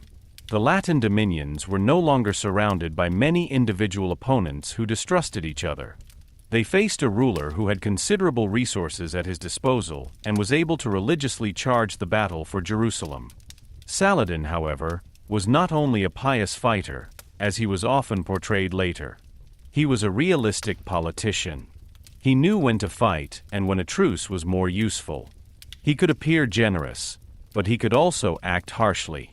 He understood the importance of propaganda, religious language, and personal reputation. In a world in which rule depended heavily on reputation, loyalty, and divine legitimacy, his image as a just and pious sultan was a political capital. The idea of jihad against the Franks became an important means of mobilization under him. But this jihad was not simply a spontaneous religious zeal. It was organized, preached, financed, and integrated into a strategy. Saladin had to convince his emirs, soldiers, scholars, and subjects that the battle for Jerusalem not only increased his personal power, but was a common religious duty. While Saladin expanded his power, the Crusader States fell into a dangerous internal crisis. In the late 12th century, the Kingdom of Jerusalem was marked by disputes over the throne, aristocratic rivalries, and strategic mistakes. King Baldwin IV, who showed remarkable political and military skills for a long time despite his leprosy, was still able to hold the empire together. However, his illness and the question of succession weakened stability. After his death, the conflicts intensified. Various aristocratic groups fought for influence, and the question of whether to act cautiously diplomatically or aggressively militarily towards Saladin divided the leadership. A particularly fateful role was played by Reynold of Chatillon. He was a ruthless and ambitious crusader prince who repeatedly endangered ceasefires by raiding caravans and provoking Muslims. His attacks hit not only economic interests, but also Saladin's personal and religious authority. It was particularly serious that caravans under protection agreements were affected. For Saladin, Reynold's behavior offered an opportunity to morally justify the war against the Kingdom of Jerusalem. He could present himself as a ruler who avenged broken contracts, protected pilgrims and merchants, and defended the honor of Islam. In this way, personal conflict was combined with big politics. The decisive clash came in 1187. Saladin gathered a strong army and forced the Crusaders to make a decision. The leadership of the Kingdom of Jerusalem was faced with a question of whether to stay near safe watering holes and fortified places or to call to the aid of besieged Tiberias. The decision was made in favor of the march through dry, difficult terrain. This turned into a catastrophe. The Crusaders suffered from heat, thirst, and constant attacks. Saladin's troops used their mobility, disrupted the march, put pressure on the opponents, and cut off their access to water. The heavily armored knights, who could be fearsome in a direct battle, were weakened by exhaustion and thirst. At Hattin, near the so-called Horns of Hattin, the power of the Kingdom of Jerusalem collapsed. The Battle of July 4, 1187, was a crushing victory for Saladin. A large part of the Christian force was killed or captured. King Guido of Lusignan was also taken prisoner. Particularly symbolic was the loss of the True Cross, one of the holiest relics of the Crusader States, which had been carried into battle. For the Latin Christians, this was a severe spiritual shock. A relic that was considered a sign of divine assistance was lost. For Saladin, the victory of Hattin was of enormous importance not only militarily, but psychologically and religiously. He had destroyed the main army of the kingdom and thus opened the way to Jerusalem. After Hattin, many cities and castles fell quickly. Without their field army, the Crusader states could hardly resist. Saladin proceeded strategically. He did not want to lose time unnecessarily, but to seize the opportunity while Latin rule was paralyzed. One city after another surrendered or was taken. The fall of Jerusalem now became inevitable. The city, which had been conquered by the Crusaders in 1099 with terrible bloodshed, was now on the verge of being reconquered by Muslim troops. Jerusalem was defended by Balian of Ibelin, one of the few remaining capable nobles in the kingdom. The situation was hopeless, but Balian tried to achieve the most favorable conditions possible for the residents. Saladin had the power to take the city by force, but after negotiations, he decided to hand it over in exchange for ransom and conditions that saved the lives of many residents. On October 2, 1187, Saladin entered Jerusalem. This moment was of the greatest symbolic power. For Muslims, it meant the return of a holy city to Islamic rule. For Christians in the West, it was a shock that triggered grief, anger, and new crusade enthusiasm. The difference to the conquest of 1099 was often emphasized later. While the Crusaders had carried out a massacre at that time, Saladin did not have the city slaughtered in the same way. Many Christians were able to buy their freedom or were ransomed by others, even if not all were saved and many were taken prisoner. This relative leniency strengthened Saladin's reputation as a noble and just ruler. But one should not romanticize this image too simply. Saladin acted out of piety, political wisdom, and strategic interest. A massacre could have damaged his reputation and intensified further resistance. Mildness could be just as much a sign of power as violence. It was precisely because he triumphed that he was able to show generosity. The reconquest of Jerusalem fundamentally changed the history of the Crusades. The greatest success of the First Crusade was lost. The Kingdom of Jerusalem continued to exist in remnants, especially on the coast, but its spiritual center had fallen. In the West, the news triggered a wave of consternation. Popes, kings, and preachers saw this as a catastrophe that demanded an answer. This upheaval gave rise to the Third Crusade, in which some of the most powerful rulers in Europe were to participate. But even when later Crusaders tried to regain Jerusalem, Saladin's victory remained a turning point. He showed that Latin rule in the Holy Land could not rest permanently on the splendor of the First Crusade. Saladin thus became a figure who lived on in different cultures of remembrance. In the Islamic world, he was considered the liberator of Jerusalem and a model of pious rule. In Europe, despite his role as an adversary, he was later often portrayed with respect, sometimes even as the ideal of a chivalrous enemy. This memory is not free of legends, but it shows how strong his personality and success worked. Historically, Saladin was neither a pure saint nor merely a power politician. He was both at the same time, a ruler who took religious conviction seriously and a strategist who knew how to build power, isolate opponents, and take advantage of opportune moments. The reconquest of Jerusalem was therefore not just a military event. It was the result of decades of change. The Muslim world had begun to become more politically organized. The Crusader States were internally weakened. Religious ideals were used on both sides for mobilization. Individual decisions, such as the march to Hattin, could decide the fate of entire empires. In Saladin, the Muslim counter-movement against the Crusaders found a figure that combined power, piety, and political skill. His victory did not destroy all the Latin dominions, but he took away their hearts. Jerusalem, the place of longing for the First Crusade, was lost again. And it was precisely this loss that made it clear that the history of the Crusades was not a simple narrative of triumph and certainty of faith, but a struggle for symbols, power, memory, and the interpretation of what people consider sacred. Chapter 9: The Third Crusade. The loss of Jerusalem in 1187 hit Latin Christianity like a thunderclap. For almost 90 years, the city, which was considered the center of the Christian understanding of salvation, had been in the hands of the Crusaders. Since the bloody conquest of 1099, Jerusalem had not only been considered the capital of a kingdom, but also a visible sign that the idea of crusade was favored by God.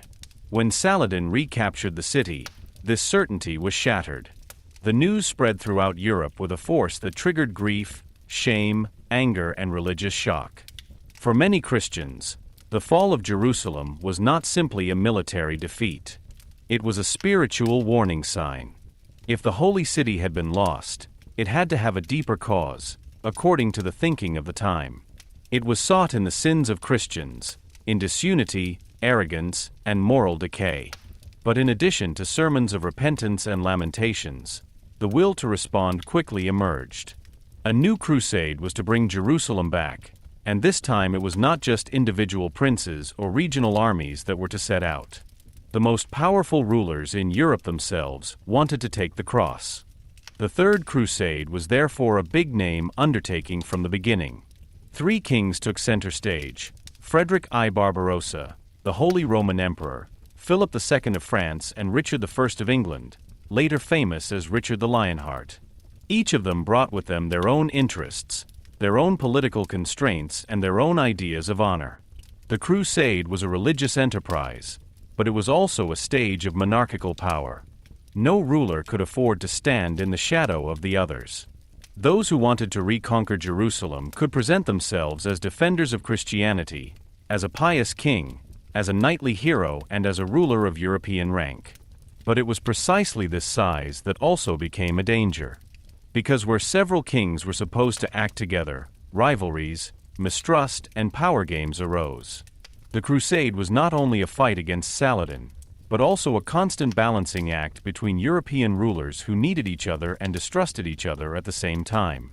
Frederick Barbarossa was the oldest and most experienced of the 3 great Crusader rulers. He had ruled the empire for decades, fought against Italian cities, wrestled with popes, and asserted himself as a powerful emperor. His decision to take the cross gave the company enormous authority. Unlike the kings of France and England, Frederick chose the overland route via the Balkans and Anatolia. His army was large, disciplined, and well organized by medieval standards. However, the march through Byzantine territory was again marked by tensions. The Byzantines feared the size of the army and the possible intentions of the emperor. The Crusaders, in turn, suspected Constantinople of negotiating with Saladin or deliberately complicating the advance. These mutual fears had a long history. Since the First Crusade, the relationship between the Latin West and the Byzantine East has been characterized by mistrust, and each new crusade exacerbated these tensions. Despite difficult circumstances, Barbarossa managed to continue his army. In Anatolia, it had to hold its own against Seljuk forces, suffer from heat, supply difficulties, and long marches. Nevertheless, the imperial crusade seemed to be a real danger for Saladin. If Barbarossa had reached Syria or Palestine with his army in full strength, the balance of power might have changed considerably. But in June 1190, an event occurred that had a decisive influence on the course of the crusade. Frederick Barbarossa drowned in the river Salef in Cilicia. His death shook the army. The emperor, who had been considered a symbol of order and leadership, had suddenly disappeared. Many crusaders turned back, others died on the way. Only a small part finally reached the Holy Land. With Barbarossa's death, the Third Crusade lost perhaps its strongest continental force even before the decisive battles had begun. Meanwhile, Philip II and Richard the Lionheart prepared their undertakings by sea. Both rulers had a complicated relationship with each other. France and England were not simply separate nation-states in the modern sense. The English king owned large territories in France, which made him a powerful vassal and rival of the French king at the same time. There were therefore deep political tensions between Philip and Richard. The crusade forced them to work together temporarily, but their mutual distrust remained. Before Richard even reached the Holy Land, he showed in Sicily and Cyprus that he was not only a pious crusader, but also a power-conscious ruler.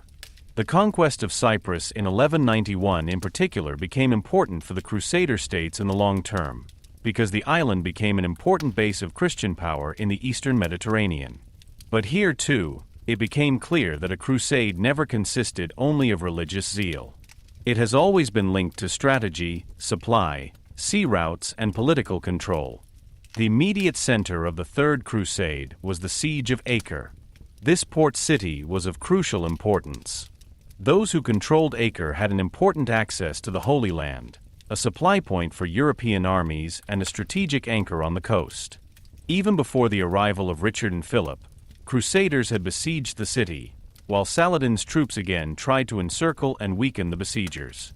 A protracted and cruel double situation of siege and countersiege ensued. Hunger, disease, heat, epidemics, and constant fighting claimed countless victims. The camps outside Acre became places of suffering, but also of political intrigue.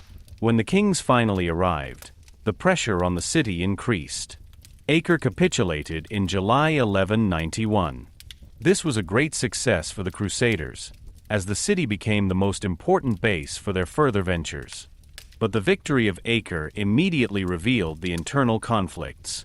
Philip II soon returned to France, officially because of illness and political commitments, but in fact also because his relationship with Richard was strained and he was pursuing his own interests in Europe. Richard was left behind as the dominant figure of the crusade. His reputation as an extraordinary warrior was cemented during this phase. He was courageous, energetic, tactically gifted, and possessed a personal charisma that impressed friend and foe alike. But he was also tough, impulsive, and politically not free of ruthlessness. After the capture of Acre, a particularly sinister event occurred. Richard had thousands of Muslim prisoners killed after negotiations over ransom and the handover of relics and prisoners stalled. This act shows that knightly glory and brutal violence stood side by side in the crusade. Richard could be sung about as a hero and at the same time make decisions that seem shockingly cruel from today's perspective. After Acre, Richard marched south along the coast. His strategy was clever, because the control of the coast ensured the supply of ships.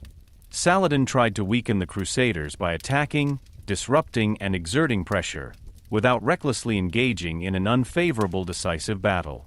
In September 1191, there was an important battle near Arsuf. Richard's army kept order in spite of constant attacks, and at the right moment he ordered the heavy cavalry to attack. The victory at Arsuf boosted the morale of the Crusaders and damaged Saladin's reputation of military superiority. But even this victory did not solve the basic problem. Jerusalem was inland. To conquer it, the Crusaders would have had to leave the safe coastline, march through difficult terrain, and lay siege to a city, while Saladin threatened their supply routes. Even if Jerusalem had been taken, the question was whether it could be held. This question determined the further course of the crusade. Richard approached Jerusalem, but he did not dare to make the final attack. For many Crusaders, this was almost unbearable. They had set out to regain the Holy City, and now the goal seemed within reach. But Richard thought soberly militarily. A conquest without permanent security might have been a symbolic triumph, but it would have been strategically dangerous. The Crusaders did not have enough strength to reliably hold Jerusalem, the coast, and the communication routes at the same time. Saladin was weakened, but not destroyed. His army was able to retreat, regroup, and threaten the supply of the Christians. The Third Crusade thus showed a deep contradiction between religious goal and military reality. The heart demanded Jerusalem, but reason warned against an untenable victory. Saladin was also under pressure. His great triumph of 1187 had made him the liberator of Jerusalem, but the war against the Crusaders exhausted his resources. His emirs were not always enthusiastic about endless campaigns. His troops had to be paid and supplied, and the political unity of his empire was more dependent on his personal authority than it seemed to the outside world. Saladin was a charismatic and skillful ruler, but he also had to take into account power relations, exhaustion, and internal tensions. That's why he, like Richard, was interested in a face-saving solution. Both men were later often portrayed as knightly opponents. In fact, they were united by mutual respect, but also by hard political calculations. They sent envoys, negotiated, threatened, fought, and at the same time looked for a way out of a war that no one could completely decide. In 1192, a truce was finally reached. Jerusalem remained under Muslim rule, but Christian pilgrims were given access to the holy sites.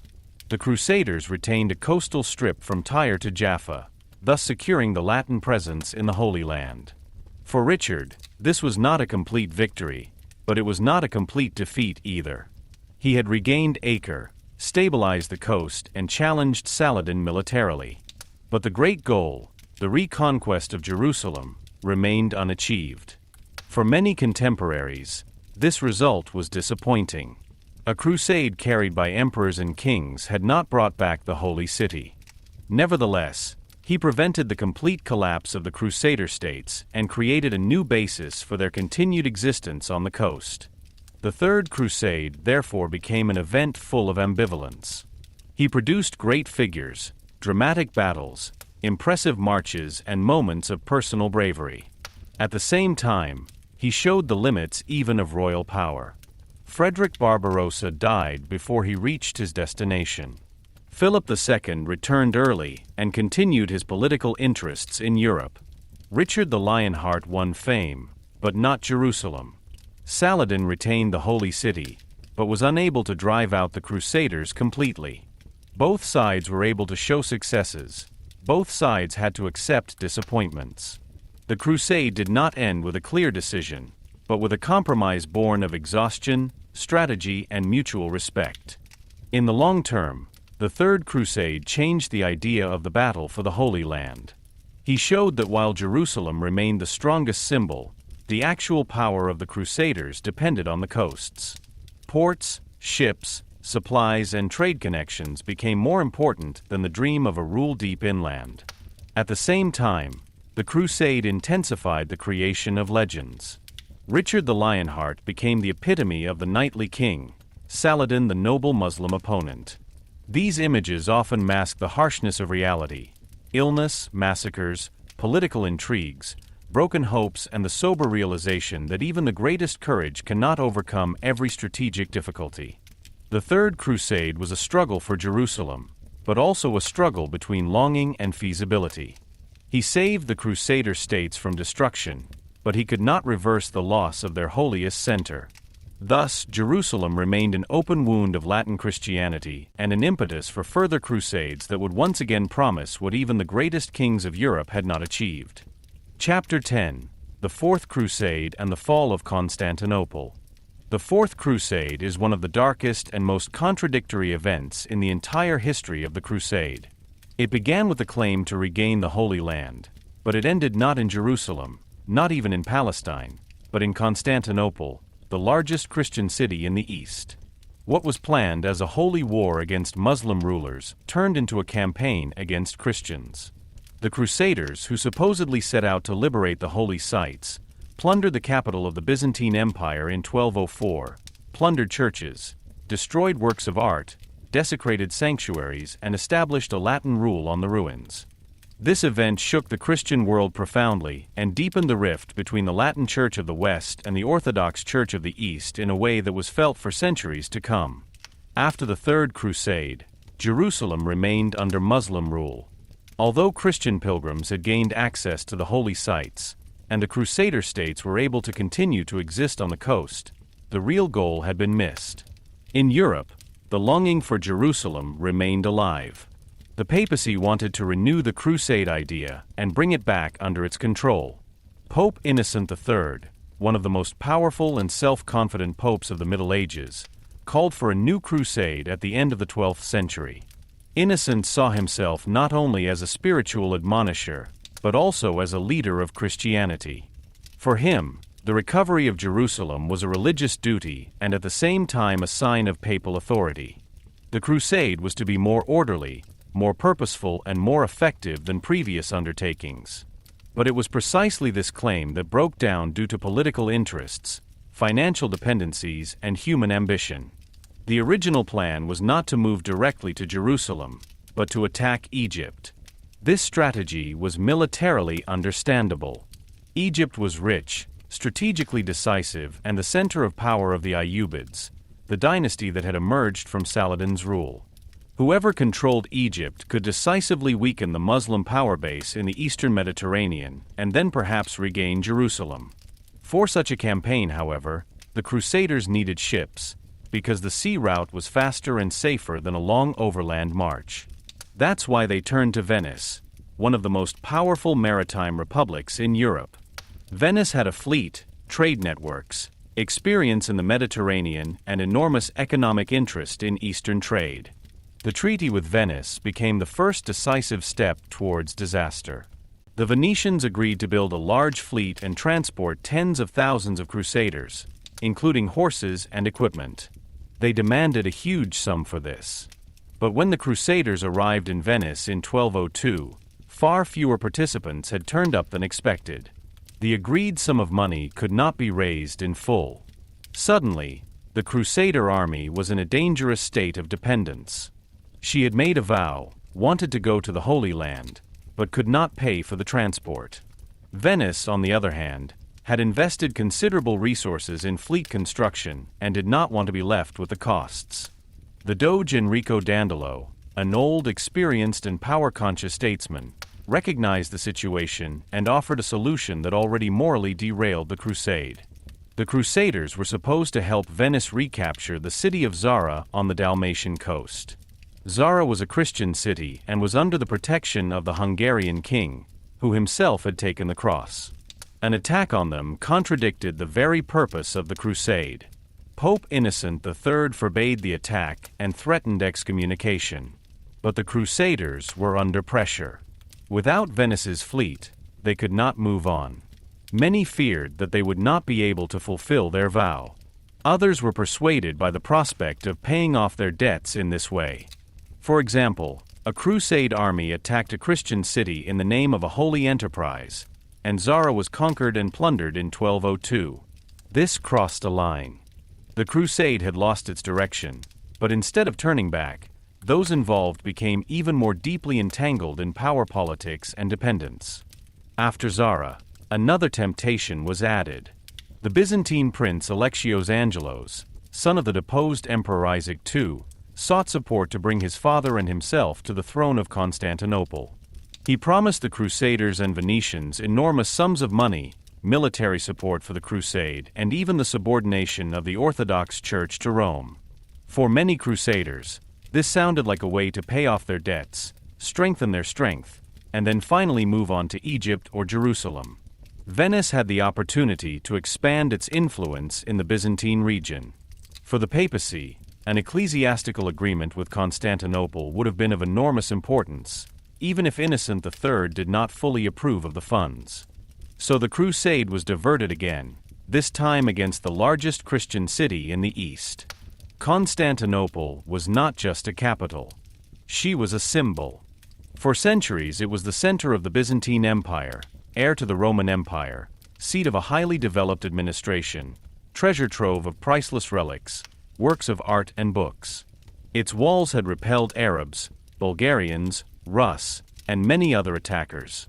For the Orthodox world, it was a spiritual center, characterized by the Hagia Sophia, monasteries, palaces, and a deep-rooted liturgical culture. For many Western Crusaders, it seemed both fascinating and foreign. The wealth of the city aroused admiration, but also envy. The religious differences between East and West, which had become more evident since the schism of 1054, fueled mistrust. Many Latins considered the Byzantines to be deceitful, effeminate, or unreliable. Many Byzantines regarded the Latins as brutal, greedy, and culturally crude. These mutual prejudices formed the ground on which violence could be more easily justified. In 1203, the Crusaders reached Constantinople.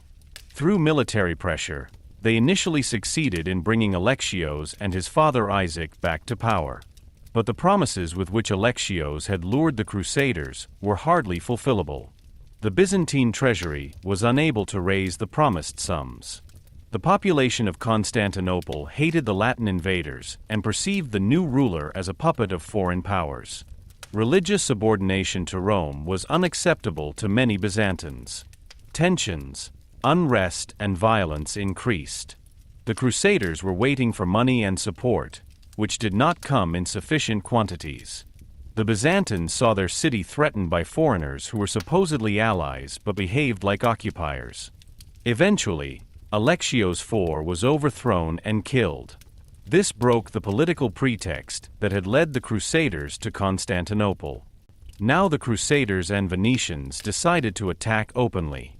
In April 1204, Constantinople was stormed. What followed was one of the most traumatic lootings in medieval history. For 3 days, the city was robbed, devastated, and humiliated. Churches were plundered, relics stolen, precious icons damaged or stolen, altars desecrated, works of art melted down or brought to the West. Even the Hagia Sophia, the spiritual heart of the Byzantine world, was not spared. For the Byzantines, this was not only a military defeat, but a religious and cultural catastrophe. Christians had attacked Christians, not in an ordinary border war, but under the banner of a crusade.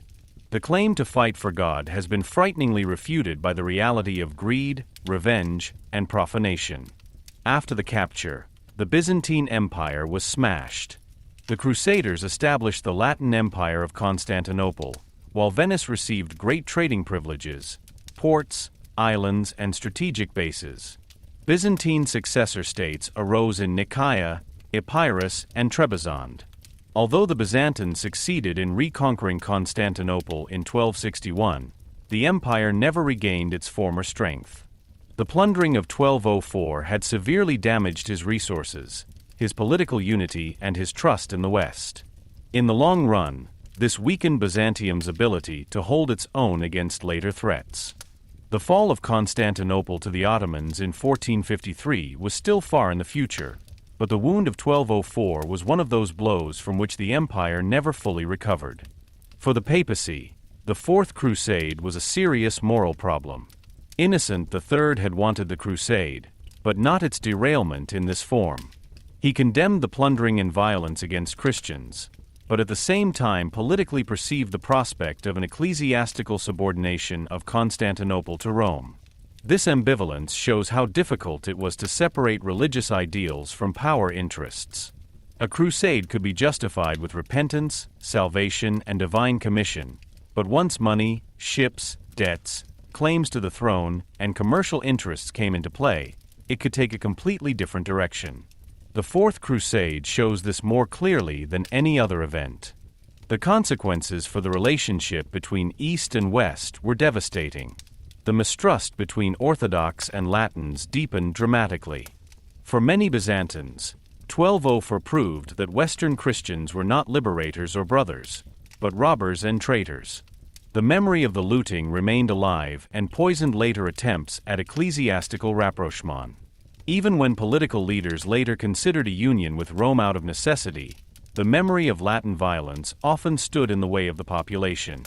The schism between East and West thus became not only theological, but also emotional, cultural, and historical. The Fourth Crusade was therefore a turning point. He destroyed the claim that the crusade was clearly a holy struggle for the liberation of Jerusalem. Of course, earlier crusades had already produced violence against innocents, Jews, Christians, and Muslims, but in 1204 the internal contradictions of the movement became particularly apparent. An army that was to march to Jerusalem allowed itself to be led to Zara by debts, and to Constantinople by political promises. Religious language remained, but actual actions were increasingly determined by money, power, and strategic gain. The crusade became an instrument that could detach itself from its goal and be directed against almost any enemy if it was sufficiently justified. In the end, Constantinople stands as a warning in the history of the Crusades. The city fell not by Muslim armies, but by a Christian Crusader army. The looting revealed how dangerous a movement could become that saw itself as sacred but remained exposed to the temptations of property, influence, and hatred. It showed that the call to God did not extinguish human motives. He was even able to conceal and amplify them. The Fourth Crusade began with Jerusalem as its destination, but it ended in the burning and plundered streets of Constantinople. He thus became the symbol of a crusade movement that betrayed its own moral basis and at the same time proved that in the Middle Ages the boundaries between faith, violence, politics, and greed could become frighteningly blurred. Chapter 11: Crusades against Christians and heretics. The Crusades began with a claim to liberate Jerusalem and the holy sites in the East. But in the course of the 12th and 13th centuries, the idea of the crusade changed profoundly. What was originally understood as an armed pilgrimage to the Holy Land developed into a much broader instrument of ecclesiastical and political power. More and more often, the crusade was no longer directed only against Muslim rulers in the Middle East, but also against people within Europe. Against Christians who were considered heretics. Against political opponents of the Pope. Against populations on the fringes of Latin Christendom. This made it clear that the crusade was not tied to Jerusalem alone. It could be proclaimed wherever the Church saw a threat to the divine order or where spiritual and secular interests merged. This development was no coincidence. The papacy had gained enormous self-confidence in the 11th and 12th centuries. Reform popes had fought to free the Church from secular control and to strengthen the authority of Rome. The crusade offered a powerful means of making this authority visible. Whoever took the cross placed himself under a holy commission. Those who fought against the enemies of the Church could expect spiritual rewards. This logic could not only be applied to Jerusalem. If Muslims in the East were considered opponents of a Christian order, then heretics in the West, rebellious cities or disobedient rulers could also be portrayed as a threat to the same order. This is how the crusade idea became flexible. It became a language with which violence could be interpreted religiously and politically organized. A particularly momentous example was the Albigensian Crusade against the Cathars in southern France. The Cathars, who were particularly widespread in Languedoc, held religious ideas that were considered by the Roman Church to be dangerous heresies. Their doctrine was not uniform, but it questioned central elements of the Catholic order. Many Cathars rejected the material world as corrupt, criticized the wealth of the Church, and doubted the sacraments, priesthood, and ecclesiastical hierarchy. For the Church, this was more than a deviant piety.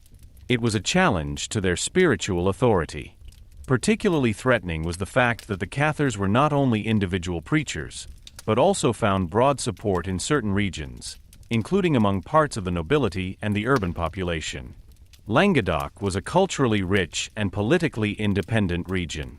Cities flourished, courtly culture was alive, local nobles defended their freedoms, and the power of the French king was less strong there than in the north. It was precisely this political independence that made the fight against the Cathars complicated. For Rome, it was about religious unity, while for northern French nobles it was also an opportunity to gain influence, land, and power in the south. When Pope Innocent III finally called for a crusade against the Albigenses, the fight against heresy was combined with territorial expansion. The crusade promised spiritual rewards, but it also opened the way to property and rule. Again, the typical mixture of faith, politics, and interest was evident. The Albigensian Crusade began in 1209 with brutal violence. The conquest of Béziers became particularly notorious. The city was stormed by crusaders, and numerous residents were killed. Tradition connects this massacre with the sentence that everyone should be killed. God will recognize his own. Whether this sentence was uttered in exactly the same way remains controversial, but it expresses the frightening logic that made such violence possible. If an entire city was considered suspicious, if heretics and Orthodox believers were not clearly distinguished, if war appeared as a service to God, then the inhibition threshold against mass violence could disappear. The fight against heresy became a war against societies, cities, and families. After Béziers, further sieges, battles, and power shifts followed. A central figure was Simon de Montfort, a northern French nobleman who distinguished himself as the military leader of the crusade. He fought not only against heretics, but also against southern French lords who defended their regional autonomy. As a result, the conflict increasingly became a war for political control. Castles were conquered, dominions were redistributed, old noble families were disempowered. The crusade not only destroyed religious groups, but also changed the power map of southern France. In the long term, it strengthened the influence of the French crown in the south and weakened the independent structures of Languedoc. The fight against the Cathars did not end through military force alone. It also led to the expansion of church control instruments. The Inquisition developed in the 13th century as a means of systematically detecting, investigating, and punishing heresy. As a result, the struggle increasingly shifted from open warfare to legal and institutional procedures. But these procedures were also part of a world in which religious unity was considered a prerequisite for social order. Deviant faith was not understood as a private opinion, but as a danger to the salvation of the community. According to the idea of the time, the individual heretic threatened not only himself, but also others, because his doctrine could corrupt souls. This is precisely why the Church was able to interpret hardship as care, even if it meant persecution, imprisonment, expropriation, or death for those affected. The Albigensian Crusade was not the only example of crusades being waged against Christians. Political opponents of the Pope could also be fought with crusade rhetoric. In Italy and in the Empire, conflicts between papal and imperial power were repeatedly religiously charged. Anyone who opposed the Pope could appear not only as a political opponent, but as an enemy of the Church. Especially in the battles against the Hohenstaufen, it became clear how closely spiritual language and political strategy were connected. The crusade could thus become a means of religiously exaggerating secular questions of power. Opponents were morally delegitimized. Supporters were mobilized through indulgences and spiritual promises. The crusade idea also expanded in the Baltic Sea region. There, campaigns were directed against pagan populations that had not yet been Christianized or had not been permanently Christianized. German, Danish, Swedish, and other forces took part in undertakings that combined mission, conquest, and expansion of rule. The Teutonic Order played a particularly important role in this. What had begun in the Holy Land as a spiritual order of knights developed into a territorial power in the Baltic states. War was waged against Prussians, Livonians, Lithuanians, and other groups under the banner of Christianization. But here, too, the reality was complex. Missionary claims, trade interests, hunger for land, aristocratic honor, and strategic control merged into each other. Baptism could mean religious integration, but it was often associated with submission, taxes, and loss of political independence. These European crusades show how flexible the concept of holy war had become. The enemy no longer had to be the Muslim ruler in Jerusalem or Damascus. He could be a southern French nobleman who protected heretics. He could be a city dweller suspected of false doctrine. He could be a political opponent of the Pope. He could be a pagan prince in the north who resisted Christianization. The decisive factor was not only who the opponent actually was, but how he was portrayed. If the Church defined him as an enemy of the Christian order, a war against him could take on the character of a crusade. There was enormous power in this, but also a deep danger. The crusade promised moral clarity in a complicated world. He divided people into defenders of God and enemies of God. This division could mobilize, comfort, and provide orientation, but it could also facilitate cruelty. Whoever fought against a heretic was not fighting against a neighbor with a different opinion, but against someone whose error was considered a mortal danger to souls. Anyone who marched under the crusade banner against a political opponent could believe that he was not merely pursuing power interests, but fulfilling a sacred duty. This is precisely what made violence more difficult to contain. At the same time, the people of that time must not be regarded simply as mere hypocrites. Many actually believed that religious unity was necessary to protect the world from chaos, sin, and damnation. Clergymen, knights, and ordinary believers could be sincerely convinced that they were defending God's order by their actions. But their conviction did not change the consequences for the victims. For the persecuted Cathars, for Jewish communities, for Orthodox Christians, for pagan peoples in the north, or for politically inferior regions, the crusade often meant destruction, subjugation, and fear. The language of the saint could not cancel human suffering. On the contrary, it could make it invisible because the perpetrators believed themselves to be on a higher side. The expansion of the Crusades against Christians and heretics therefore marks a decisive change. It shows that the Crusade movement is not just a history of the East. It is also a history of Europe itself. It reveals how the Latin Church tried to create unity, fight deviation, and religiously shape the political order. The borders of Christianity were not only defended externally, but also drawn inwards. Anyone who did not fit into the order could become an enemy. Thus, the Crusade became a tool with which Europe disciplined, expanded, and forcibly unified itself. In the end, there is a sobering finding. The Crusades against Christians and heretics show, perhaps more clearly than any campaign to Jerusalem, that the idea of the Crusade cannot be explained simply by the protection of holy places. It became a comprehensive form of thought in which religious truth, political power, and armed force merged. The Albigensian Crusade, the battles against papal opponents, and the wars of conquest in the Baltic Sea region made it visible that the cross was not only carried eastwards, but also against people within Europe.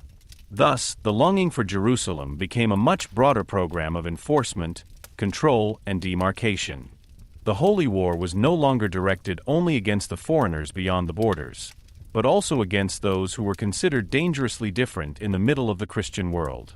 Chapter 12: Children's Crusade, Popular Movements, and Religious Mass Hysteria. The so-called Children's Crusade is one of the most enigmatic and at the same time most moving episodes in the history of the Crusade. He is not at the center of great battles, not in the shadow of powerful kings, and not in the plans of the papacy, but in the world of simple people whose hopes, fears, and religious ideas condensed into a movement that is difficult to fully grasp to this day. That is precisely why this event is so important. It shows that the Crusades were not only carried out by popes, knights, princes, and orders. They also lived in the minds and hearts of the poor, the young, the dispossessed, the wanderers, and those who had hardly a voice in official politics. The Children's Crusade was less a classic crusade than an expression of religious excitement in a society characterized by the expectation of salvation, social hardship, and deep trust in miracles. However, the term Children's Crusade is problematic. The sources speak of young people, boys, simple people, the poor, and wanderers, but not all participants were actually children in the modern sense. Many historians assume that among them were young people, landless poor, servants, maids, beggars, religious enthusiasts, and people on the margins of society. The medieval word for children could sometimes also mean people of low status or dependent persons. Nevertheless, the core of the tradition remained shattering. It was not armored armies of knights who wanted to set off, but people without military power, without political position, and usually without a realistic possibility of reaching Jerusalem at all. They believed that it was precisely their purity, poverty, and innocence that could accomplish what armed adults had failed to do. To understand this movement, one must take into account the disappointments of the time. The First Crusade had conquered Jerusalem, but later Crusades had shown that divine victory was not easily repeatable. The Second Crusade had failed. Jerusalem had been lost to Saladin in 1187, and the Third Crusade had not brought back the Holy City either. For many believers, this was difficult to explain. If God supported Christendom, why did Jerusalem remain lost? One answer was that the adults, the knights, the kings, and the powerful had become unworthy through sin, greed, and pride. From this idea, the idea could arise that it would not be strength, weapons, and noble power that would open the way to Jerusalem, but humility, innocence, and pure faith. It is precisely this idea that makes the religious logic of the Children's Crusade understandable. In 1212, movements took place in various regions of Europe, which were later combined under the name of the Children's Crusade. Two figures are particularly well known: a boy named Stephen from the French region and a young shepherd named Nicolaus from the area of today's Germany. The accounts about them are marked by legend, later embellishment, and uncertainty, but they show how powerful charismatic figures could be in a religiously charged society. Stephen is said to have claimed that Christ appeared to him and gave him a commission. Nicholas is said to have led a movement that moved towards Italy in the hope that the sea would open the way to the Holy Land. It is not possible to say for sure whether these details happened exactly as they did. The decisive factor is that such ideas were credible enough at the time to set people in motion. The idea that the sea could divide is reminiscent of the biblical story of the exodus of the Israelites from Egypt. For medieval people, such biblical events were not distant myths, but living examples of divine action. If God had once opened the sea, why shouldn't He do it again when the pure and humble believers wanted to go to Jerusalem?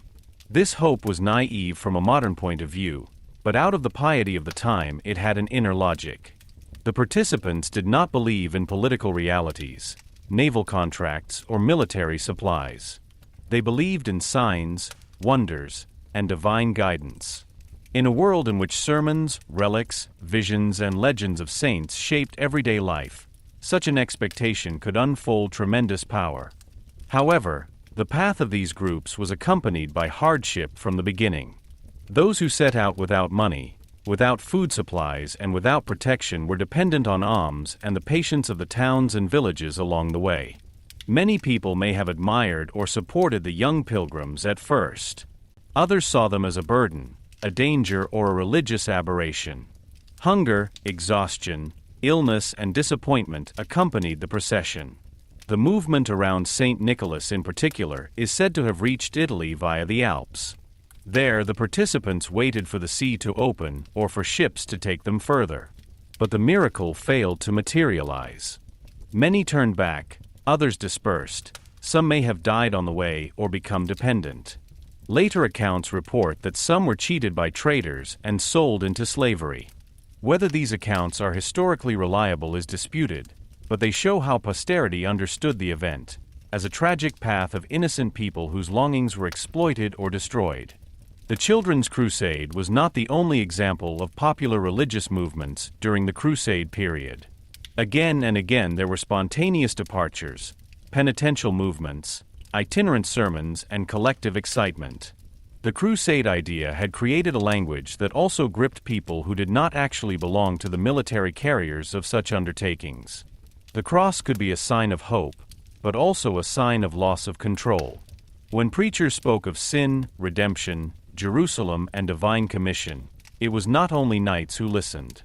The poor, the sick, debtors, young people, and people with no future prospects could also see it as a personal salvation. The Crusade promised that even a meaningless life could become part of a great divine history. This is one of the deepest social dimensions of the Crusades. For the powerful, Crusades were often political and military undertakings. For many ordinary people, they could be an escape from a harsh reality. Hunger, dependence, lack of possessions, little chance of advancement, and religious fear shaped their lives.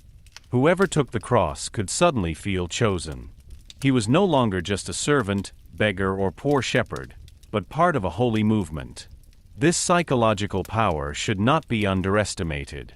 It gave dignity, direction, and meaning.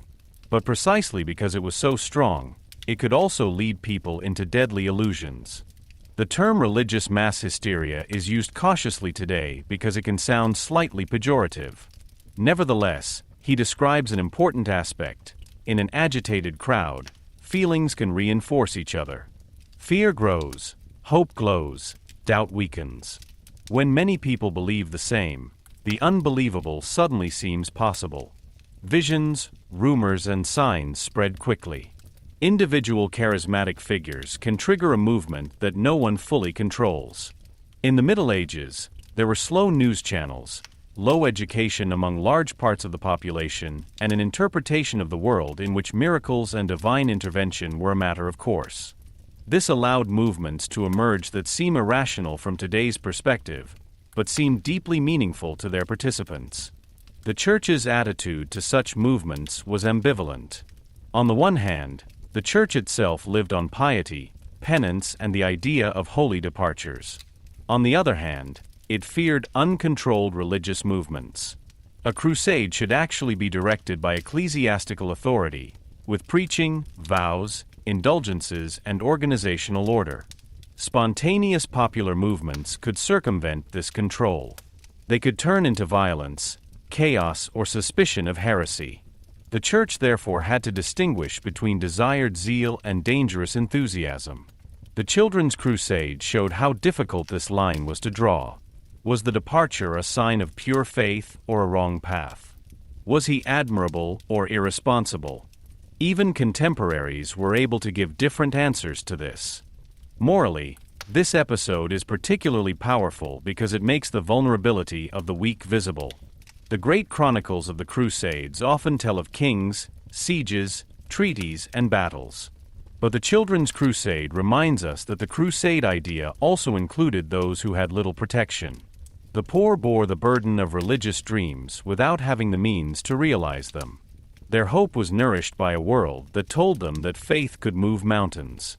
When the miracle failed to materialize, often only exhaustion, homecoming, ridicule, or death remained. This is precisely where the tragedy lies. The movement was not simply ridiculous or foolish. It was an expression of a deep longing for redemption in a time when people had little control over their own fate. The Children's Crusade also reveals a crisis of the crusade idea. When ordinary and young people believed that they had to accomplish what kings and knights had failed to do, this showed distrust of the powerful. The military crusades had betrayed their own ideals, failed, been diverted or sunk into power politics. Perhaps that is why innocence appeared as the last hope. But history showed that goodwill and religious enthusiasm were not enough to overcome the hardships of geography, politics, and war. The road to Jerusalem was not only a spiritual journey, but a real march through a dangerous world. In the end, the Children's Crusade remains as a symbol. It stands for the tremendous attraction of Jerusalem, for the power of religious ideas, and for the ability of an idea to set even the weakest in a society in motion. But it also shows the dangers of piety that replaces reality with the expectation of miracles. Hope and despair, purity and error, courage and defenselessness are condensed in it. The Crusades were not only the history of weapons, but also the history of dreams. Some of these dreams led to castles, kingdoms, and battles. Others led poor people over dusty roads and dangerous mountains, always expecting God to open the way.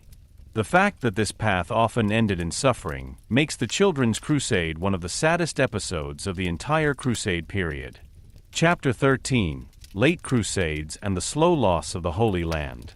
After the Third Crusade, the Crusade movement was not over, but it had changed its character.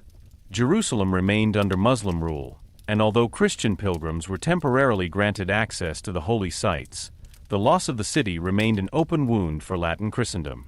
The Crusader States continued to exist, but their center of gravity had shifted.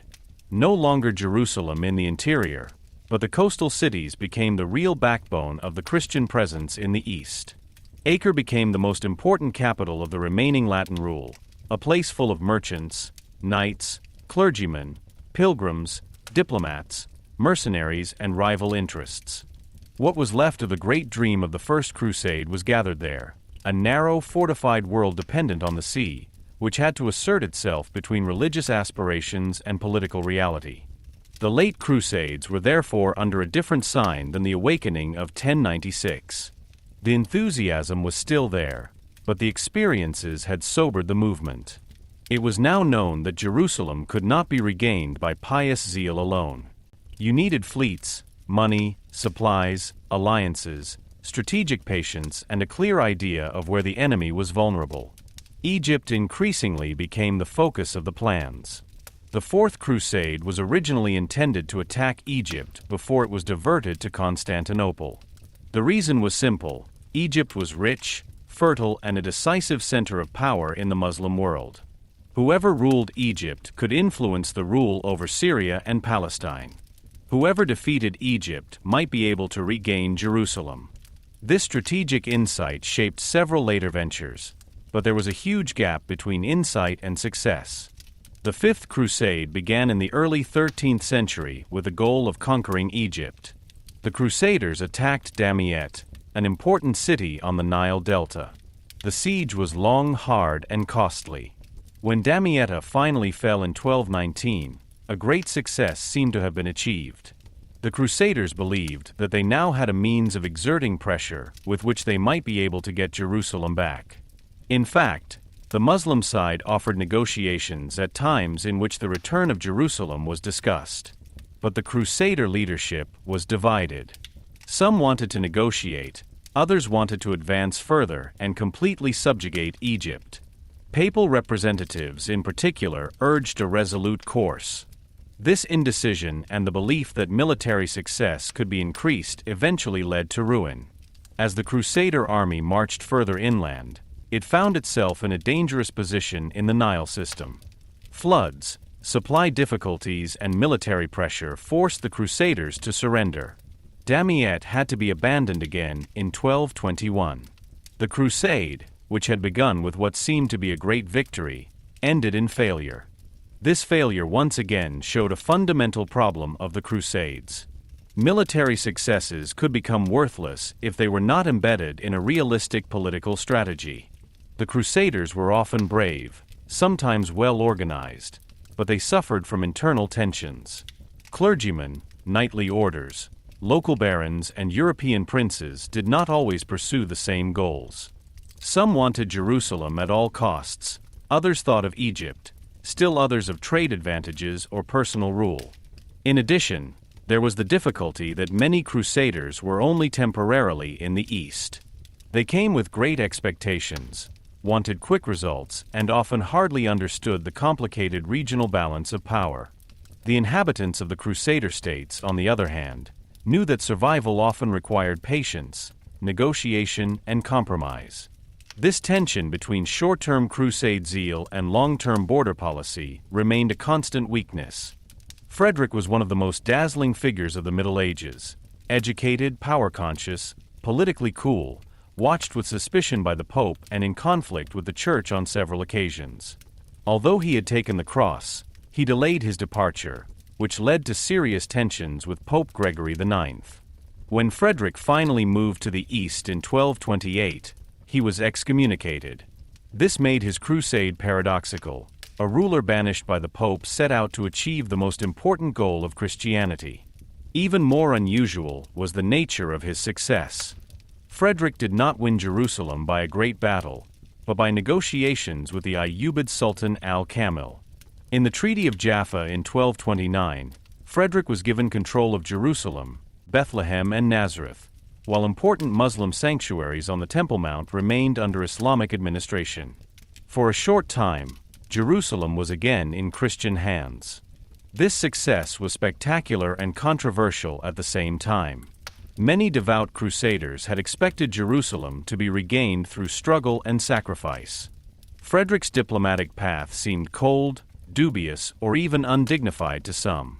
From a political point of view, however, it was remarkable. He showed that negotiations could achieve what large armies had not been able to achieve. But the success had a weak basis. Jerusalem was almost impossible to defend because the city was not sufficiently embedded in a secure hinterland. The return was based on a treaty, not on permanent military superiority. When the balance of power changed, the Christian position became untenable again. In 1244, Jerusalem was finally lost to the Crusaders when Kharesmic troops conquered and devastated the city. This loss was particularly bitter because it showed how fragile even diplomatic successes were if they were not backed up by stable power. After 1244, the idea of the Crusade once again gained new urgency. In particular, King Louis IX of France, later venerated as Saint Louis, became the central figure of the late Crusades. Louis was deeply religious, personally disciplined, and convinced that a Christian king must not only rule, but serve God's order. His first great crusade led again to Egypt. In 1249, Damietta was recaptured, and again success seemed possible. But the further advance to Mansoura ended in a serious catastrophe. The army was weakened by disease, hunger, poor supplies, and Muslim resistance. Louis himself was taken prisoner in 1250 and had to be released for a high ransom. This crusade also showed how dangerous Egypt was as a target. It was strategically important, but militarily difficult to control. The Nile, the climate, the supply situation, and the resilience of the local rulers made every advance a risk. Nevertheless, Louis IX did not give up the idea of a crusade. In 1270 he set off again, this time to Tunis. The reasons for this goal were complex. It was about strategic considerations, hopes for political influence, perhaps also about the idea of being able to exert pressure on Egypt from North Africa. But the crusade quickly ended in disaster. Diseases broke out in the camp, and Louis died outside Tunis. With his death, the crusade movement lost one of its last great royal supporters. Although there were still plans, sermons, and smaller undertakings, the time of the great successful crusades was over. The European rulers were increasingly preoccupied with their own conflicts. France, England, the Empire, the Italian cities, and the Iberian kingdoms had their own interests. The Holy War remained a powerful symbol, but its practical power waned. While in the West the readiness for crusade fluctuated, in the East the power situation changed decisively. Egypt was dominated by the Mamluks, a military elite that took over after 1250 and proved to be an extremely powerful force. The Mamluks combined military discipline, political toughness, and strategic consistency. Under Sultan Baybars and his successors, systematic pressure on the remaining Crusader territories began. Unlike previous Muslim rulers, the Mamluks gave the Latin coastal states less and less room to survive. Castles were conquered, cities besieged, alliances smashed. The Crusader states could only rely on a few bases, especially on heavily fortified coastal towns and the help of the knightly orders. But the Christian side was also internally torn. In Acre, Italian trading powers such as Venice, Genoa, and Pisa fought over privileges and quarters. Knightly orders competed with each other. Local nobles pursued their own interests. The unity that would have been necessary in view of the external threat was often missing. Acre was rich, international, and vibrant, but at the same time a place of political rivalry. Trade flourished, while the military situation became more and more threatening. This combination of economic vitality and strategic weakness is typical of the last phase of the Crusader states. They were still alive, but they were standing on thinner and thinner ground. The decisive blow came in 1291, when Sultan al-Ashraf Khalil, a Mamluk ruler, attacked Acre with great force. The city was heavily fortified, but its defenders were outnumbered and not fully politically united. The siege became fierce and bloody. Orders of knights, townspeople, sailors, and defenders fought desperately, but the Mamluk superiority was too great. When Acre fell, the center of Latin rule in the Holy Land collapsed. Other places such as Tyre, Sidon, and Beirut were abandoned or lost. The last Crusader bases on the mainland disappeared. What had begun in 1099 with the conquest of Jerusalem ended in 1291 with the loss of the last significant coastal base. The fall of Acre was more than a military defeat. It was the end of an almost 200-year attempt to permanently anchor Latin Christian rule in the eastern Mediterranean. The knightly orders moved to Cyprus, Rhodes, or later to other regions.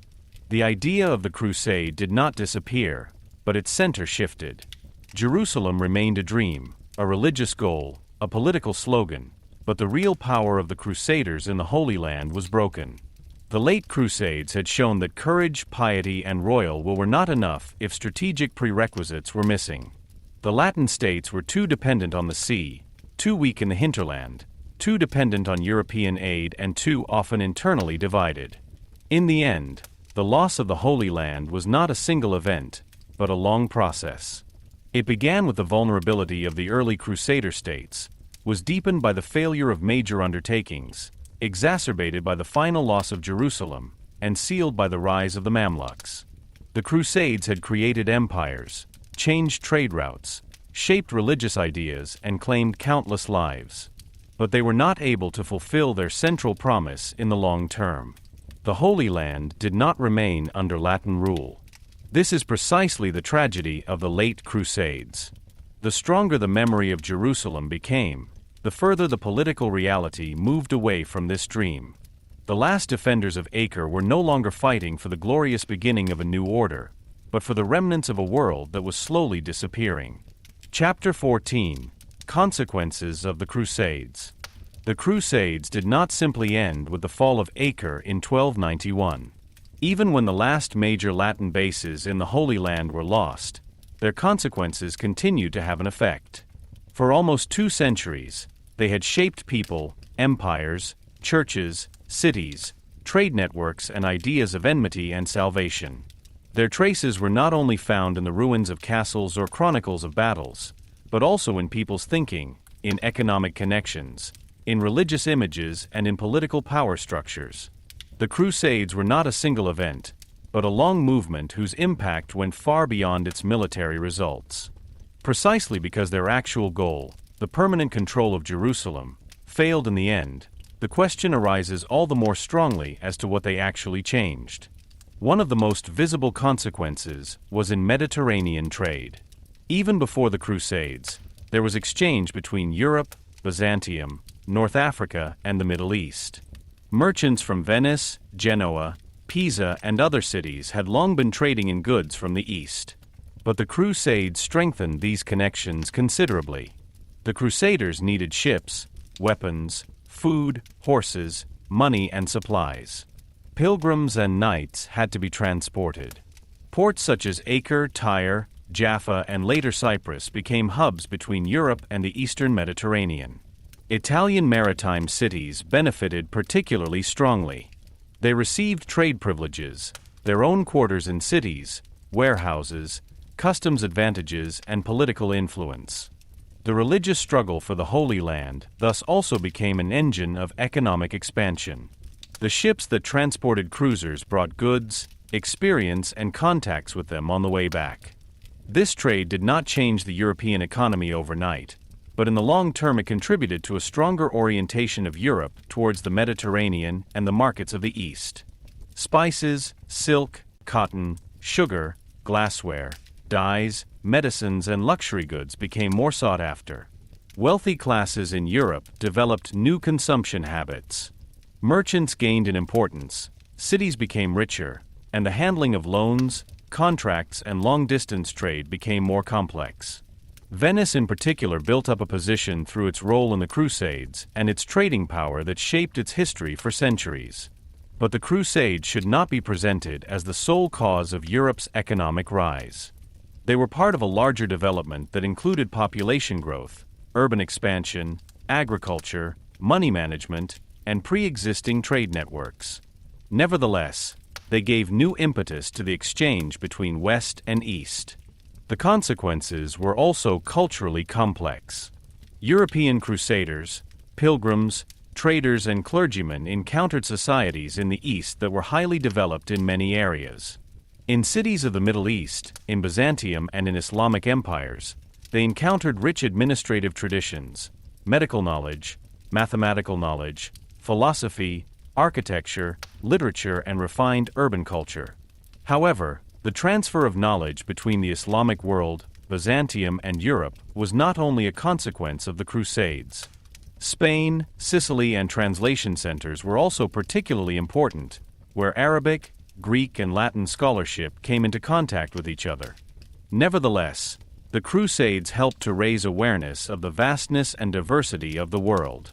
For many Europeans, they made the East not only a place of enmity, but also a space of wealth, knowledge, and fascination. The Crusades also left their mark on architecture and military technology. The Crusader States had to assert themselves in a dangerous border region, and their castles became impressive examples of military architecture. Fortresses such as Croix de Chevaliers show how much defense, stockpiling, control of routes, and symbolic rule were interconnected. European nobles and knights became acquainted with other forms of fortification, siege, and warfare in the East. Contact with mobile cavalry armies, with other weapons, with new tactical challenges, and with the importance of supply and climate expanded military experience. But again, the Crusades were not the only source of military change. Europe continued to develop anyway. But the fighting in the East forced many participants to adjust their ideas of war. A particularly profound consequence concerned the papacy and the Church. The First Crusade had enormously increased the authority of the Pope. For the first time, it had been possible to mobilize large parts of Latin Christendom for a common religious military goal. The Pope appeared as the leader of a supranational movement. This strengthened Rome's claim not only to guide souls, but also to order political and military forces. At the same time, the subsequent history of the Crusades showed how difficult this control was to maintain. The Fourth Crusade completely slipped away from the papal goal and ended in the sack of Constantinople. Crusades against heretics, political opponents, or pagan populations showed that the Crusade had become a flexible instrument of ecclesiastical power. The papacy gained influence as a result, but also exposed itself to moral contradictions.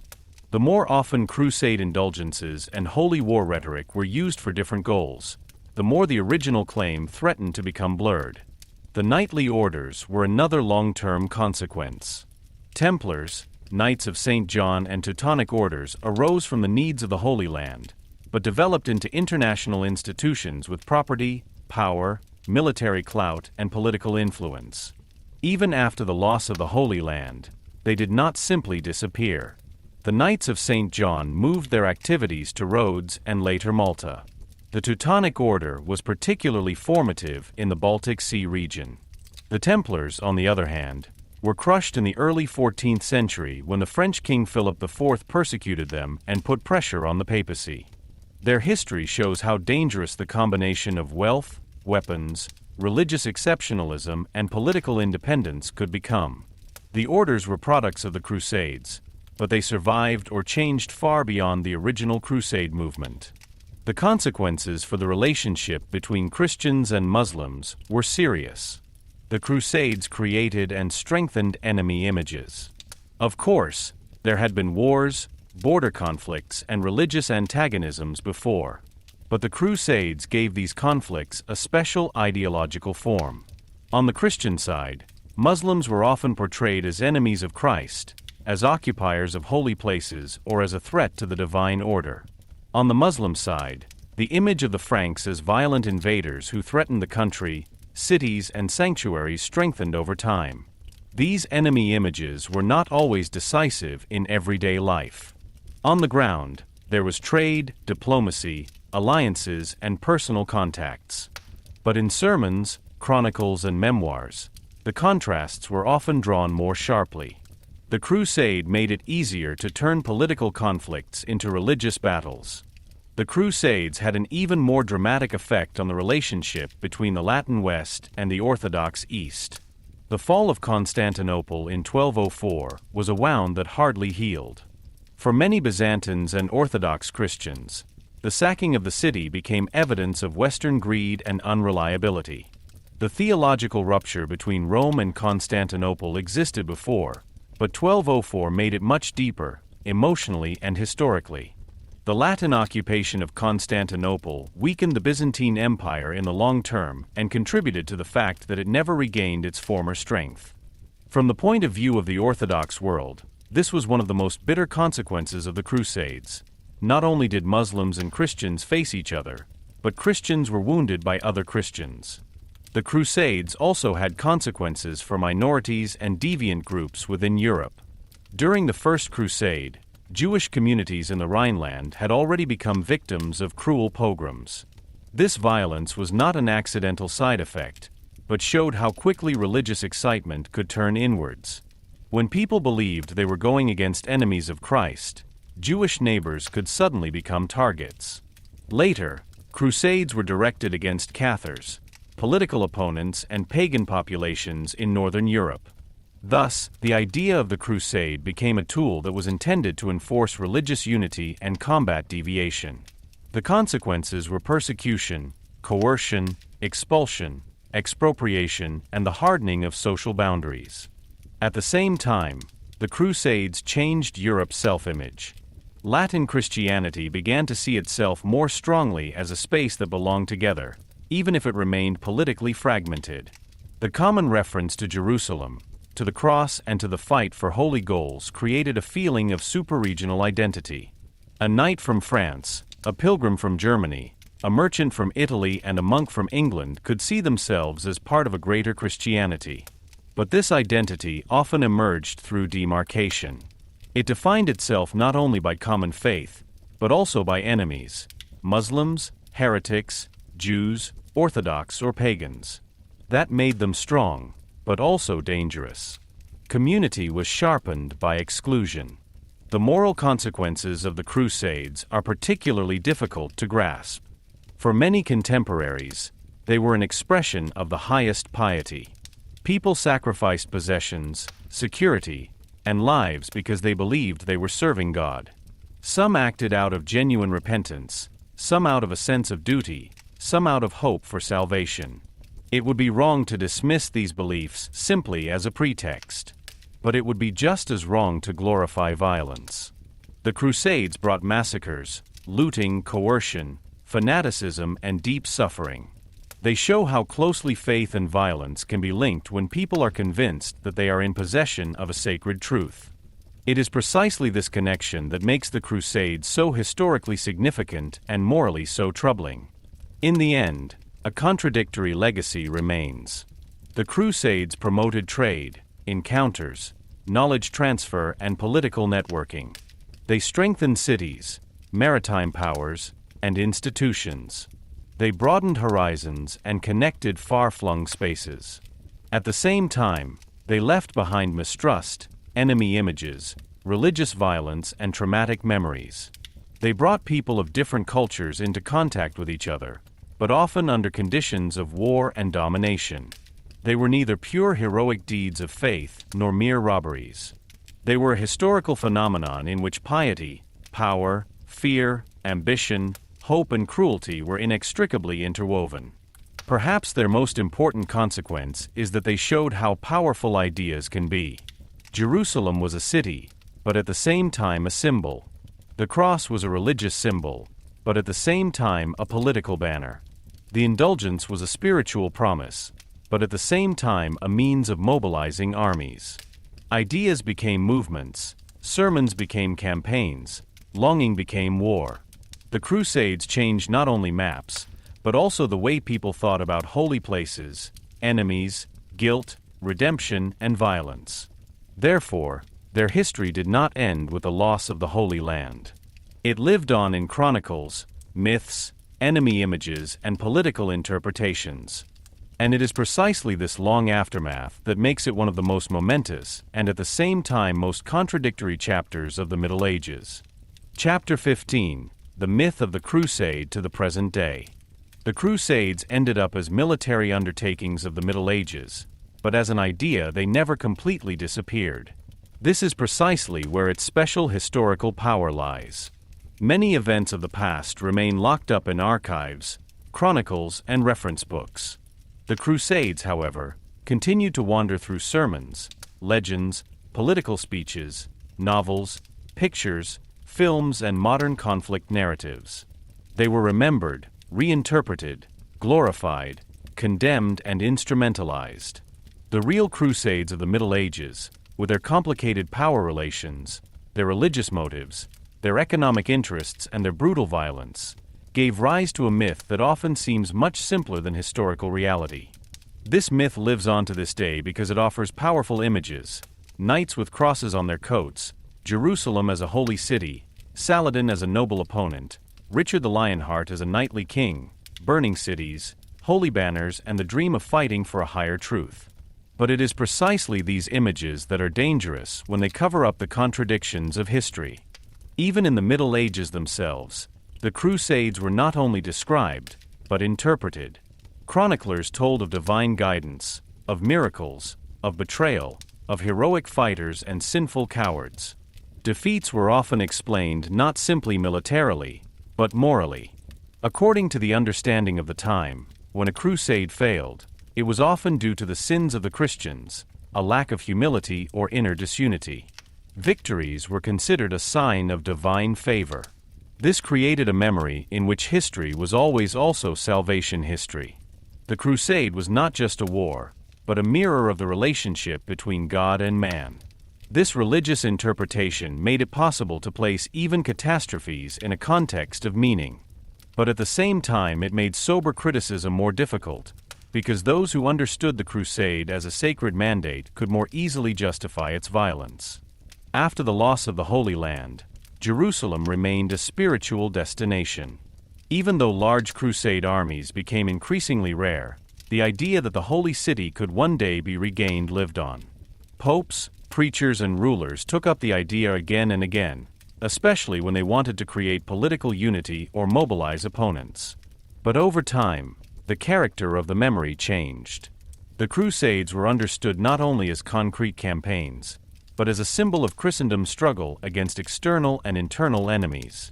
The term could be applied to fights against Ottomans, heretics, political opponents, or other threats. Thus, the Crusade increasingly detached itself from its original geographical connection to Jerusalem and became a general idea of a holy, morally charged struggle. In the early modern period and later in Romantic historiography, the Crusades took on new meanings.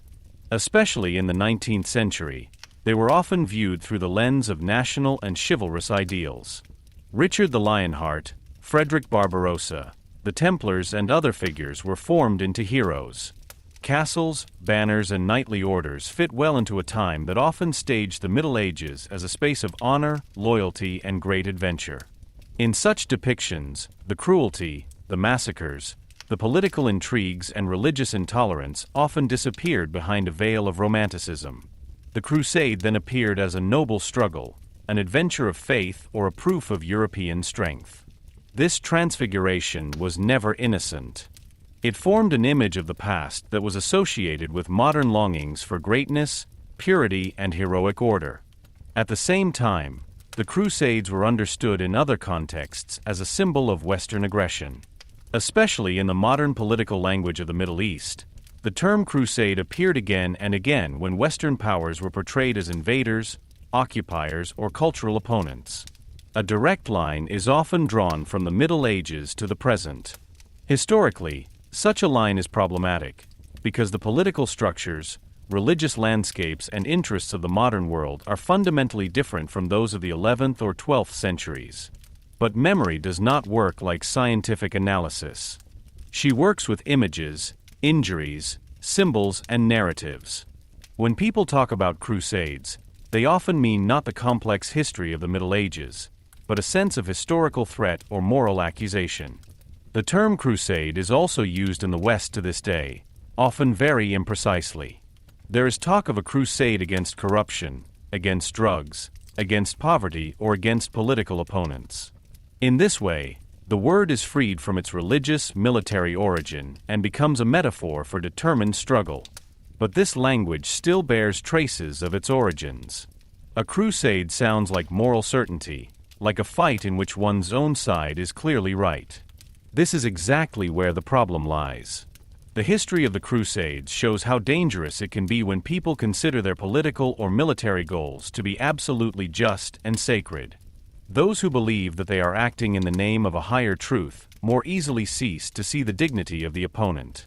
He can see compromise as weakness, doubt as betrayal, and violence as duty. The knightly orders, especially the Templars, became a modern myth in their own right. Hardly any other group from the Crusade period has produced so many legends. Historically, the Templars were a spiritual order of knights with military, economic, and religious tasks. But in the later fantasy, they became guardians of secret treasures, hidden knowledge, and mystical power. Novels, films, and conspiracy narratives often made them something completely different from what they were in the Middle Ages. This fascination shows how strongly the image of the Crusades is charged with mystery, power, and spirituality. The real Templar order was already complex enough, but the modern myth often moves far away from the sources. He replaces historical explanation with suspense and riddles. Saladin also became a figure of memory, but in a special way. In Islamic traditions, he was considered the liberator of Jerusalem and an example of pious rule. In Europe, he was later often admired as a noble opponent, as a man of dignity, generosity, and chivalrous bearing. This account is not completely plucked out of thin air, because Saladin actually acted politically astute and comparatively moderate in certain situations. But it is also a simplification. Saladin was not a fairy tale hero, but a power politician who formed alliances, fought rivals, established rule, and used violence. His greatness lay precisely in the fact that he combined piety, political skill, and military strategy. If one romanticizes him only as a noble antagonist, one loses the understanding of his real historical significance. The Crusades are also so contested today because they touch on questions that still seem topical. How do images of the enemy emerge? When does religion become political? How do people justify violence? Why do ordinary people go to war for ideas formulated by the powerful? How do faith, fear, social hardship, honor, and power mix? These questions make the Crusades more than a medieval theme. They are a mirror of how societies create meaning and how dangerous meaning can become when it is combined with violence. Precisely for this reason, the Crusades should neither be glorified nor reduced to simple guilt formulas. They were not a mere clash of two religions, but they were also not a mere pretext for economic interests. They were a complex historical phenomenon in which genuine piety and brutal power politics coexisted. A responsible view of the Crusades must endure several truths at the same time. Many Crusaders sincerely believed that they were serving God. Many Muslims defended not only the country, but also their religious and political order. Jews, Oriental Christians, Orthodox Christians, peasants, city dwellers, pilgrims and prisoners often suffered from decisions made by others in the name of high goals. Popes could pursue spiritual ideals and at the same time pursue power politics. Knights could seek repentance and still plunder. Rulers could speak of Jerusalem and at the same time pursue trade routes, claims to the throne or dynastic interests. These contradictions do not make history weaker, but more human. They show that people rarely act with a single motive. To this day, the Crusades are often used as a simple narrative. For some, they are a symbol of Christian heroic deeds. For others, they are a symbol of Western violence. For still others, they are a romantic background for knight stories, computer games, and adventure films. But historical reality resists such simplifications. If you really want to understand the Crusades, you have to enter the world of the Middle Ages without simply adopting their standards. You have to understand how real heaven and hell were for people, how deep the fear of sin was, how uncertain life was, how powerful religious symbols were, and how closely violence could be connected to social order. Only then can one understand why people left home, family, and possessions to go towards a distant Jerusalem. The myth of the Crusade lives on because it contains great contrasts. Holiness and blood, courage and fanaticism, longing and greed, willingness to sacrifice and domination. Jerusalem as a city of peace and at the same time as a goal of endless battles. These contrasts make the Crusades narratively strong, but historically dangerous. Those who only see the sacred overlook the victims. He who sees only greed does not understand piety. Those who only see the clash of religions miss the political rivalries within each side.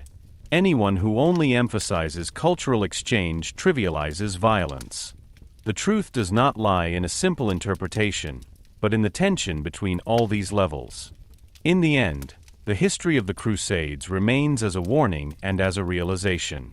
It shows how powerful the desire for salvation can be, how much people are willing to suffer when they give their lives a higher meaning, and how easily this meaning can be guided by power interests.